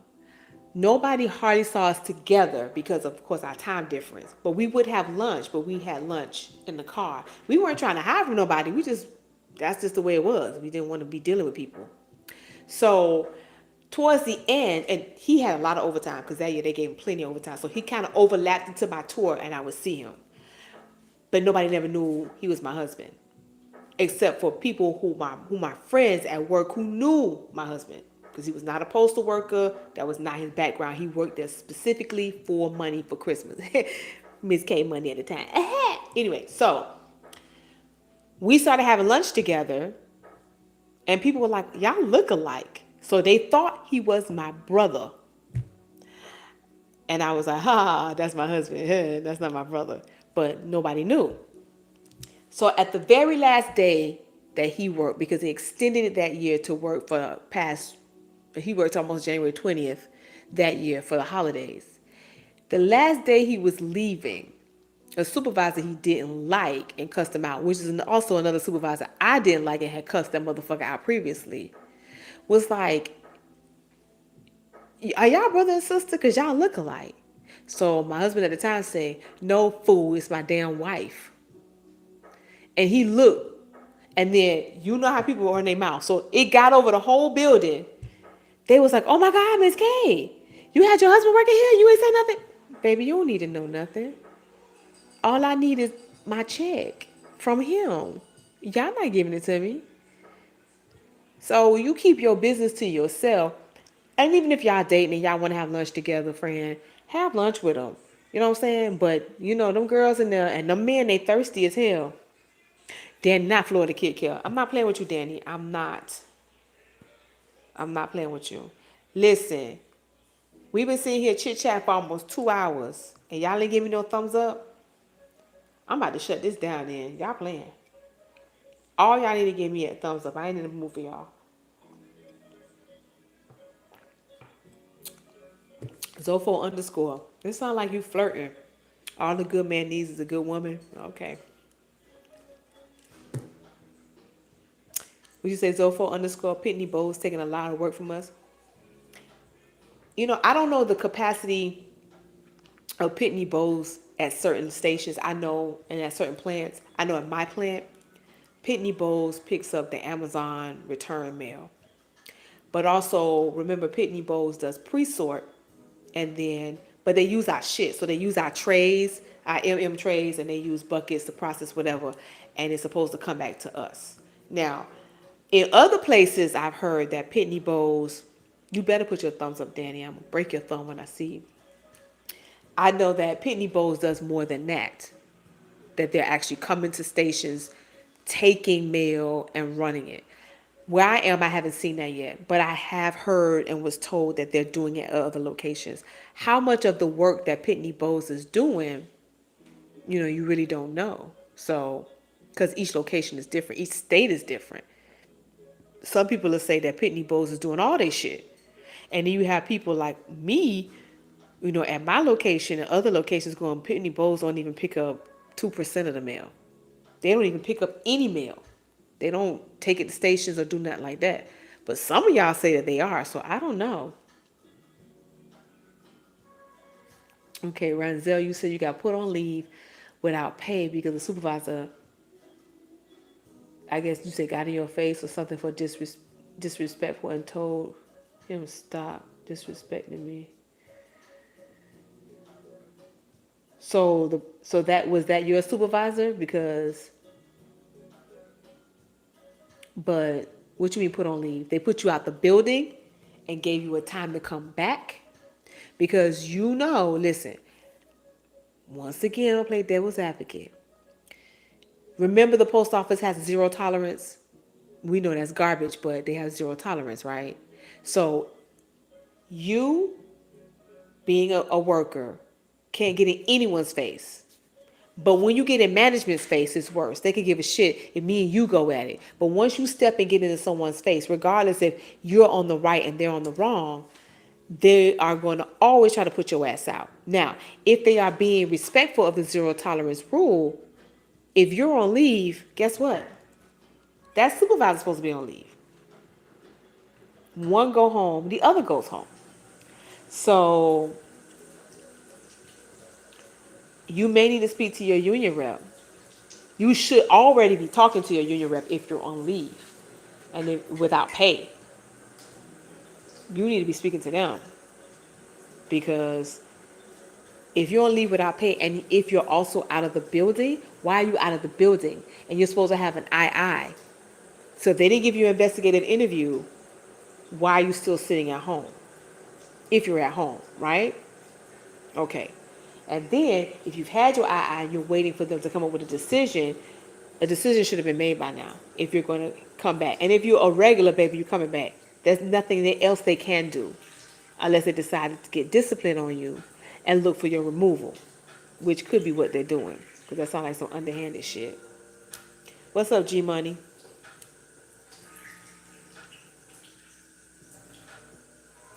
Danny, boy, you stupid.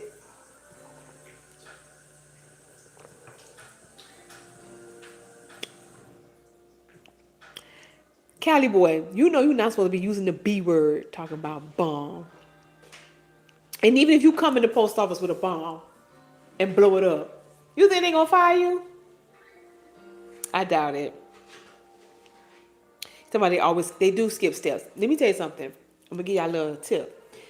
As a former shop steward, if I was working on your discipline and I'm sitting in front of a supervisor, even if I like them, meaning we have a good rapport, and I notice they missed a step in your grievance and responding to something, baby, you think I'm gonna tell that motherfucker they skipped the step?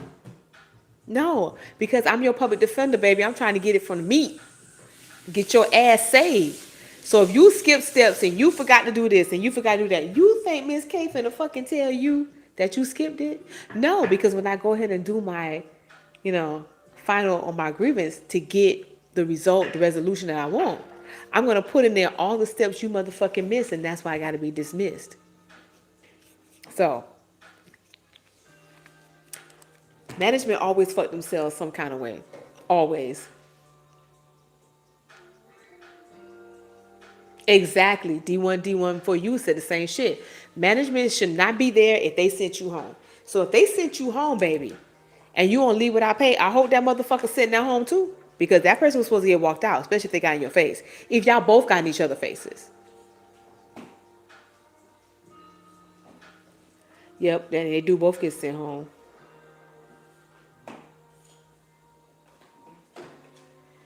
Franja, hey, you gonna come back from your shoulder surgery around peak, girl? You gonna hurt yourself? Yes, with back pay. You need to come back with back pay.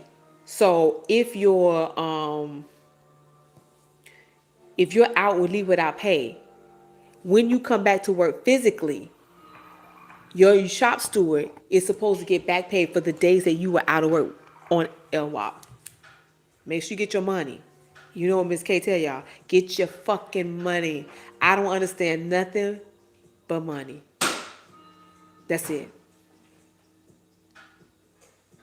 Because if it ain't about money, it don't make no sense. But if you come back to work, the first thing you say to your, because the number one thing I want as a shop steward that we all want is to get you back in the door first. Don't ask me about your fucking money. Me getting you back in to get your job is priority. Then I'm going to get your money. Because that's going to be the hard part. Because they're going to fight us tooth and nail because they don't want to give you no money. So,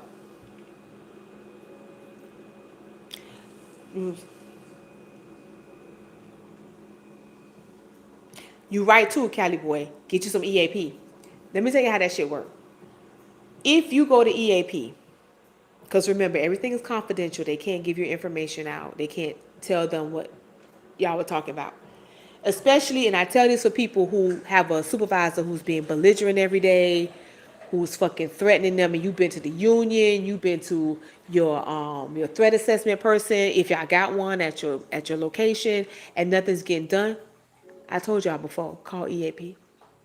You call their ass, you speak with someone because they have different services at EAP. They got legal services, like psychiatric, counseling, mediation service, all that shit. Speak to a therapist. I've been trying to deal with this and it's just affecting the way I eat. It is affecting the way I drink. I get anxiety when I come through the gate at work because I see that supervisor's car and I can't fucking function. And you keep doing this shit. They have sessions. So let's say, lo and behold, one day this supervisor comes in your face talking shit and you slap the dog shit out of it. I mean, back out of that bitch. Oh, Barbara, you gotta go. You gotta leave. What the fuck is wrong with you? You're gonna lose your job. Okay. Uh-huh. And Barbara goes sit at home and say, you know what, I still got TSP and some other shit in the back burner. And she getting the union ass every day for her to get her job back. And this is what she tell her shop steward. You know what? I told y'all time and time again the supervisor was an asshole. The supervisor was a dick. Y'all didn't do shit. I told management, y'all didn't do shit. So you know what I've been doing? Because I've been so traumatized, I call EAP. Ding, ding, ding, ding, ding. Once you say EAP, they have to make a deal. Because guess what? I have documented everything with these people, all my sessions about the threats, the name calling, all that. So at that point, the post office is going to have to figure out, the plant manager, whoever, ooh, my eye, y'all, what they going to do. Because if you've been calling for a year straight and this person is still sitting in their desk at their office, whatever they call that shit they put wood on the high rise of their office, walking around abusing people with their walkie-talkie power, they're going to have to bring you back. Because they're going to ask that therapist or that mediator, whoever, when they've been seeing you. They can only give that information. They can say, I've been seeing them for a year, and it's been about the threats at work by their supervisor. That's it. You won that case, baby. I ain't saying go in there and fuck a bitch up, but, and then use EAP. That might not fucking work. Fran J, you say you can't sleep. Why? Girl, take some pills. Damn, not the welcome present, Danny, the Amazon and Temu. You is so wrong. Who is this? Viral 11. Hello. How are you, Viral? You just jumped on?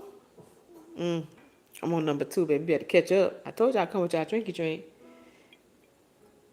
Okay, Sean Moran says, how about if the EAP person is dating a... First of all, Sweetiekins, what you mean an EAP person is dating a person of management? An EAP person is not at your location. They're separate from where you're working at. There's no EAP person on site. They only come on site to do mediation or whatever. Now, if that person, by some chance, is married to someone in management, then that should not be. That's a conflict of interest, which means the person who's married to whoever at the location has to recluse, no, I can't even say it right, my mouth messed up, themselves from being a representative because their spouse works at that location. And if they don't, then you can let somebody know this person can't keep coming here, their spouse work here. Because we all pillow talk. Everybody pillow talks. Oh, I had this motherfucker come in my office today. Even if I don't work in the same location, if you're gonna pillow talk with your spouse or your significant other, so when that motherfucker meets this person you've been talking about, they already know everything about that stupid person ass because you pillow talked about it. You can't do that.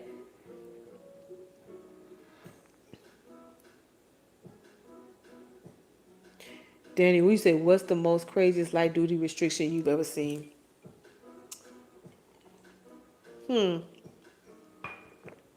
They all been about the same. I haven't seen any crazy ones. Wait a minute. Okay, it's not crazy, but it's kind of lame. So there's a mail handler on tour too, and they got light duty. They sprained their arm or their wrist. Put an ace bandage on that motherfucker and wrap it up. It'll be fine. You can still actually use it if you get a brace, but whatever. So this person is on light duty, but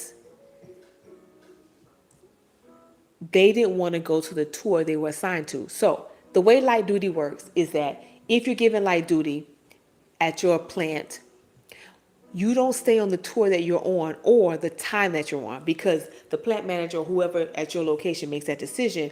They determine where you go. And this is in the handbook for mail handlers. The plant manager or management determines based on your limitations where you will work and what time you will work. So when I first became an MHA and people were on light duty, they went to tour 1. You came at 11 o'clock at night because they needed people to scan for dispatch for the trucks, right? So you're not moving any mail, you just stand there scanning. That's it. And that's where they went. Now it's different. So now this alleged person that has a sprain on their hand was put on tour 3. That's the tour I work. And they were supposed to come to the doctor scan. And I guess they gave them a time they didn't like. So this person said they couldn't do that because they had kids. Fuck them kids. Fuck them. Fuck them kids. Everybody got kids, bitch. You ain't the only one. And somehow, they're still getting paid. They owe WCP, whatever the fuck they own. And they haven't worked the set schedule that the plant manager gave. That's the most far-fetched shit. It ain't the craziest, but it's the most far-fetched shit. Mike Tyler. Where?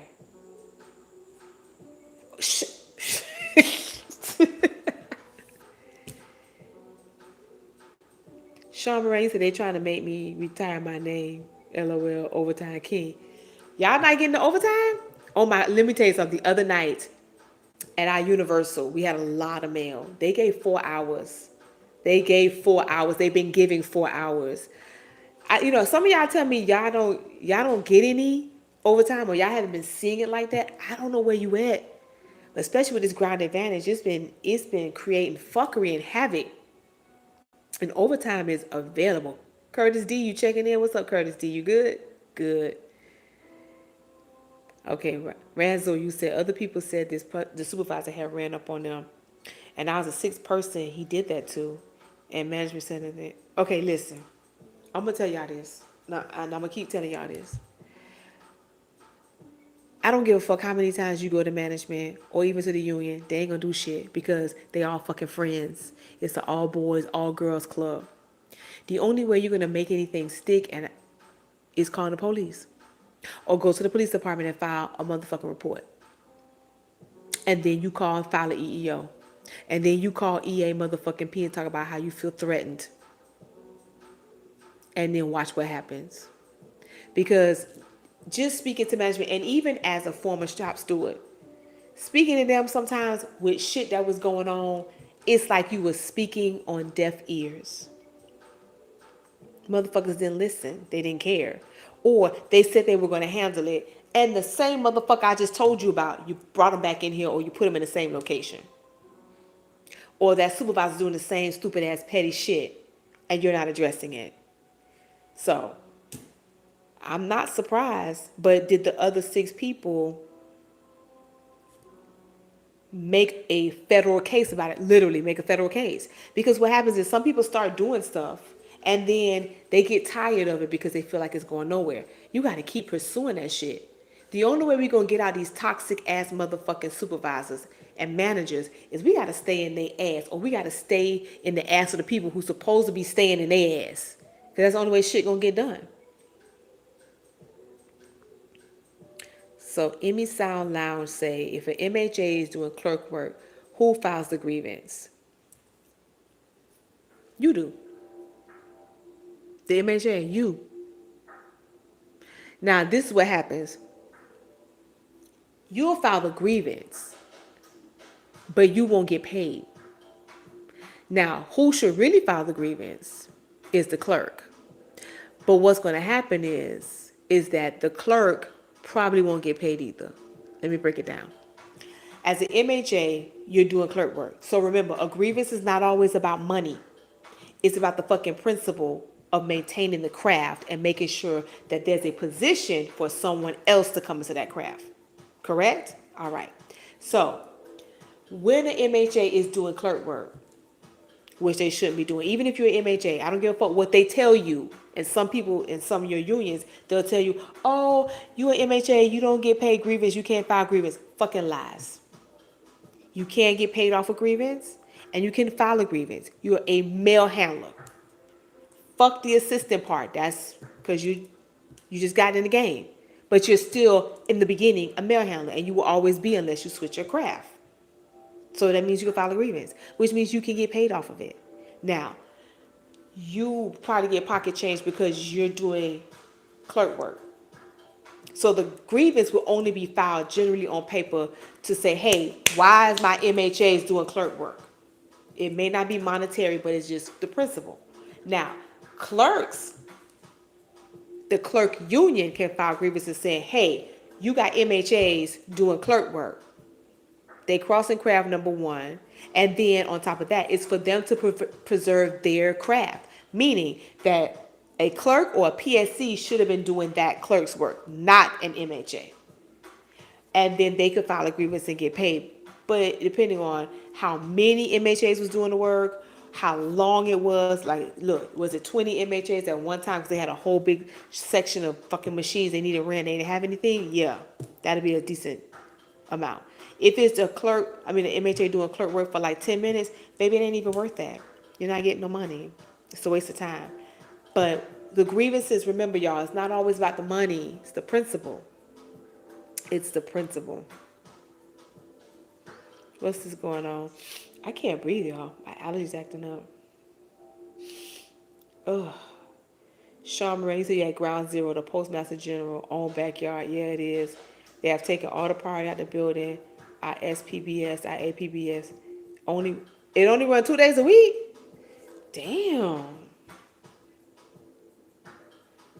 That's crazy. Sean, you say your senior MDO alluded that he made $29,000 more than she did?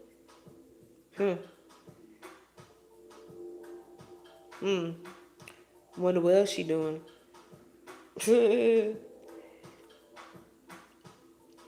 That's crazy. Listen, I've been on this shit for almost 3 hours, y'all. It's time for y'all to go to bed. Seriously. I got things to do and places to go. And more drink to drink. Y'all not gonna keep me on this shit till the sun come up. Y'all need to go to bed.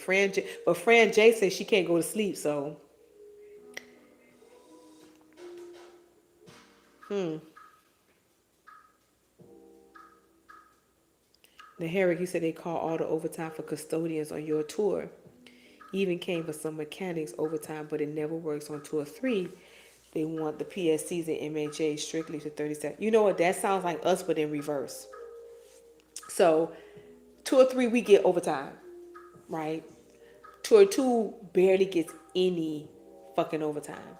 Like, they barely get it. It's a trickle for them. Tour 1, I'm usually gone by that time, even though if I stay late and work. They don't really have a lot of overtime the way Tour 3 does. Because remember, each tour is designated by what they do. Tour 1 is a dispatching tour. Tour 2 is the prep tour. Tour 3 is a tour that works the mail. So to get it prepared for the dispatching. So that's probably why a lot of times Tour 3 will get more overtime than Tour 2 or Tour 1. I know our Tour 2 barely sees motherfucking overtime. It's crazy. So, you know, but I don't understand how, like, in some cases, why our MHAs are only making 37 hours, because we can use them. At my location, they had them on 30. They had them on a 36-hour diet, and they end up constantly going over because you still need them for another hour or two. So now they're on 38, 39, and then you want to send them home. Oh, you got to go home an hour early. Motherfucker, I'm already here. What's that's going on? But our MHAs now, they own 40 hours. Some of them over because the other night when we had the 4 hours, we've been having 4 hours like almost every night. Miss K can't do that. I'm tired. But they get 4 hours. The MHA is getting like an extra 2 on top of the 8 that they were supposed to be doing, which they have been limiting the 8 and making 6 a day. So, hey, I don't know. But we do tend to get more overtime than Tour 2 and Tour 1. Danny, you is stupid. I swear to God. Kay, you said there are 5 carriers helping me throw for an hour, and I filed grievance for Crosscraft and got 12. Baby, that's what you pretty much get. I'm sorry. It's not a lot. It's really not. By the time you file a grievance for the Crosscraft, and then in some contracts, what they've done is they've taken the Crosscraft payment, or especially like bump and pay, not so much Crosscraft, but bump and pay. I mean, bumping your bid, meaning you're working your bid and they bump you to go, the supervisor bumps you to go to another location, but they did not get the MHA or the junior person first, they got you. So it's called bump and displace. And they bump and displace used to pay a good chunk of cheese depending on how many times it happened, but they barely paying $5. So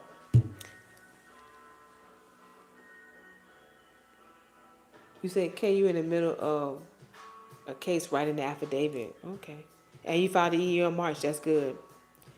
And if if you feel you need to, you might still make need to go to the police. How long does it take for a case to reach arbitration? Months. Because remember, it depends on how fast or slow your union works. Because they have to file the step 1. If the step 1 is denied, then they have to file this. I mean, they got to file the step 2 in a timely manner, usually 14 days. But once it goes to step 2, then you wait for a result. If the result is not favorable and you go to arbitration, we have a supposed arbitration coming up this week, I think. So, and it could be also to how many cases are in front of that particular case that your union has to fight. Because remember, the union does, your local does send someone who handles the arbitration. A lot of times it could be the president of the local, because they're usually very versed in the contract, and a lot of them are former lawyers or lawyers, and they can run that, or they're just very versed in the contract and have been doing it for a very long time. So arbitration can be a minute. But once that decision is made, it is 100% fucking final. You cannot come back from that. That's why some people, they will go hire a real lawyer to represent them along with the union, in their arbitration because they want to make sure they get their job back. What do you want to know, Danny, about the custodians? What about them? I am not drunk and high. Might be high, but I'm not drunk. Okay, you say your manager didn't turn in my reasonable accommodation. I'm not surprised. I'm so not surprised. These motherfuckers are dicks. So, and it's happened, a couple of times to some people I know here. They didn't turn it in, and they just being assholes about it because they don't want to do it. Renzel, you say you went to step 3? Yeah, baby. So, are you waiting for a response, a verdict on your arbitration? Okay, you said the president of your union is your representative. They usually are. So, but are they good? You know, and does he have all these fucking damn cases that he working on that he can't give 100% attention to you, or is he particularly focusing on you and letting you know along the way what's going on with your case?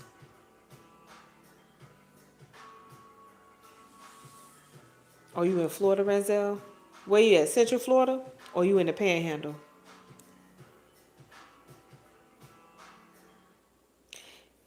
D1 for you. You say can reps be personally sued for misrepresentation? That's a good one. Because remember, it's not like, I'm a they licensed whatever, but how would you be misrepresented? Are you saying they lying, or they are not presenting the whole facts for your case? You got to kind of expound on the misrepresentation so I can get a better feel for it. Oh, and they retaliated when you took. They usually do. That's the one thing I don't like about the post office too. When someone makes a legitimate gripe about something and has receipts to back it up, the post office allows that person who's in management or over someone supervising to retaliate, and they don't do anything about it. I find that just, You in Pensacola? Oh, okay, you in the Panhandle. But there should be no retaliation at all. But these people, they sorry. The post office has a culture of, I can't even put my finger on it. It's just they do not respect their employees, and they just allow any old type of behavior to be done. It's crazy. So okay, so Curtis D want to know from you if the city carrier, okay, what is it? If the city carrier career to non-career position will be a 3-to-4 ratio before school year starts. He thinking.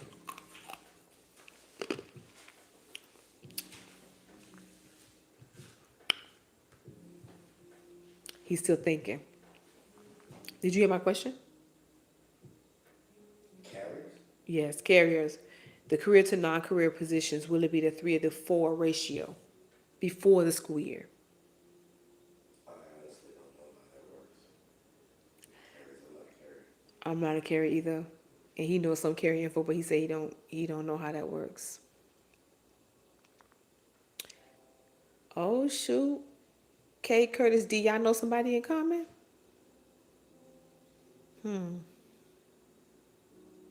Oh, they're not representing all the facts and statements. Well, if your union rep is not, if you feel your union rep is not representing you to the fullest, then what needs to happen, and I always say this, and I don't give a shit how bad they are or not, you still have to go back to the union. If the president is not your representative, you speak to the president of your union. If they don't do shit, then you need to go to your local, and your local is usually the statewide one that you contact, and let them know, hey, listen, my union rep, Jim Bob, for my case, this is what he presented. this shit is not correct. I gave him documentation, I gave him statements, I gave him whatever, and he still fucking misrepresented me. So I need someone else. And you can even say, I don't even want nobody in my union at my plant. I don't want nobody. Give me somebody from the outside or give me one of y'all from the local. And it can be done. It may be some teeth pulling, but it can be done. But as far as the no fear retaliation, y'all know, so that shit not should be going on. I can't even talk right now. Let me help a little bit because she looked like she out of it. I'm not. This is the paper that I had emailed a few people about the retaliation as far as with management. I don't know if you guys can hear me. Why you need not fear retaliation. Retaliation against any employee who raises a claim of harassment, reports inappropriate conduct, or provides evidence as in an investigation is illegal and will not be tolerated. As a Postal Service employee, you need to understand that you are protected. Report retaliation to a supervisor, manager, or the manager of human resources, or a special agent of the Office of Inspector General. Told y'all the OIG. You may initiate an EEO complaint by contacting the EEO Centralized Intake Center to begin the EEO counseling process. Complaint by contacting Department of Labor, Veteran Employment and Training Services, or the Merit System Protection Board. Listen, Kay, if you need this, just email me, let me know who you are, and I'll email the whole. It's K with 2Y. Okay, Kay. K. It's a lot of papers, but I'll email the whole file to you. Okay, that way you have what you need, and this is off the USPS website. All right. Hopefully that helped you. Yeah, because the And alcohol, she's the alcohol kicked in for a minute. It did. I don't know how she. Yeah. Anyway, so y'all get it. Listen, y'all being real freaks tonight. It's 2:40. It's time for y'all to go to bed. For real. I'm going to bed on y'all. Y'all got anything else y'all want to talk about real quick before I leave? We went over a couple of things tonight. Shot the breeze. Talk a little shitty shit. You know what I'm saying? I hope y'all had drinky drink with me. What's in my cup? Nothing. I just drank it. My cup is done, baby.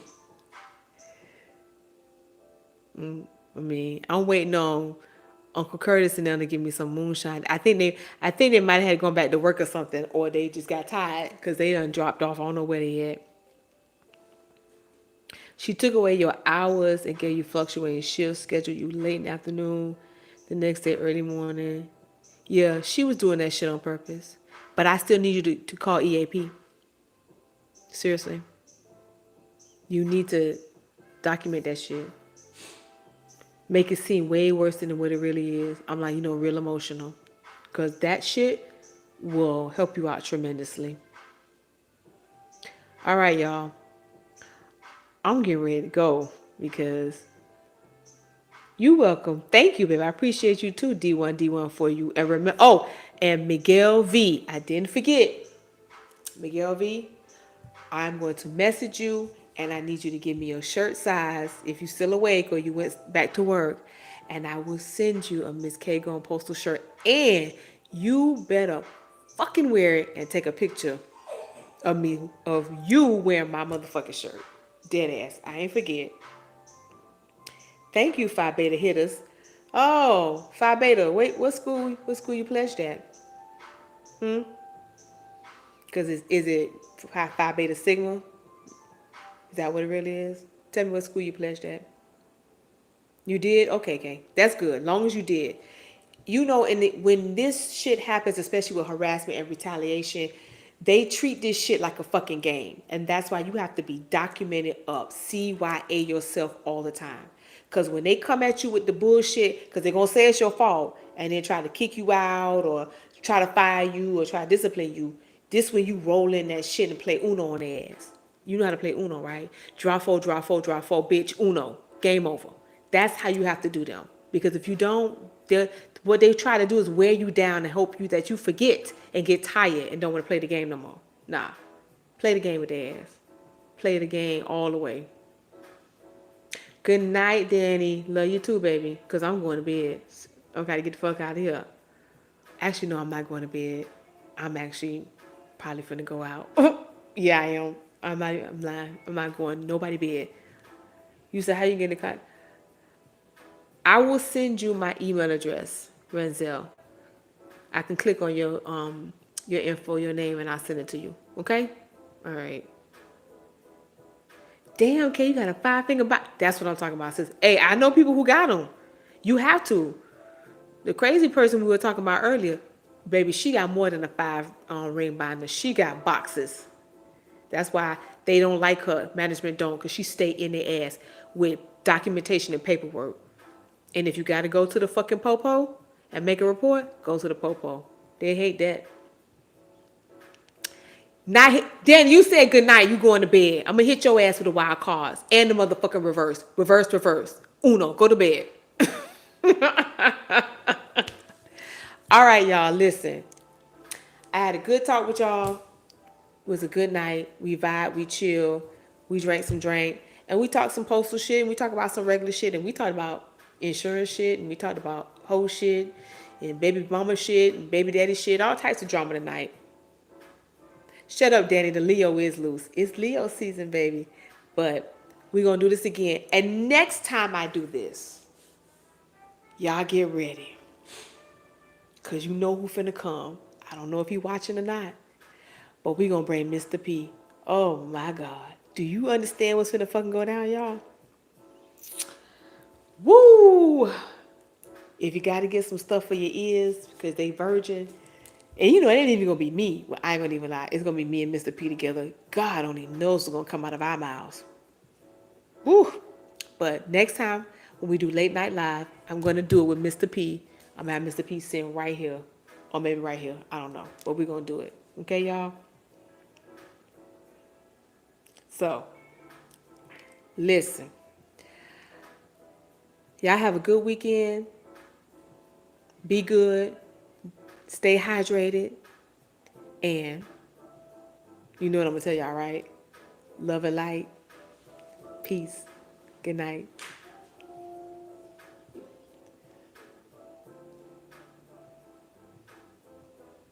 God dang.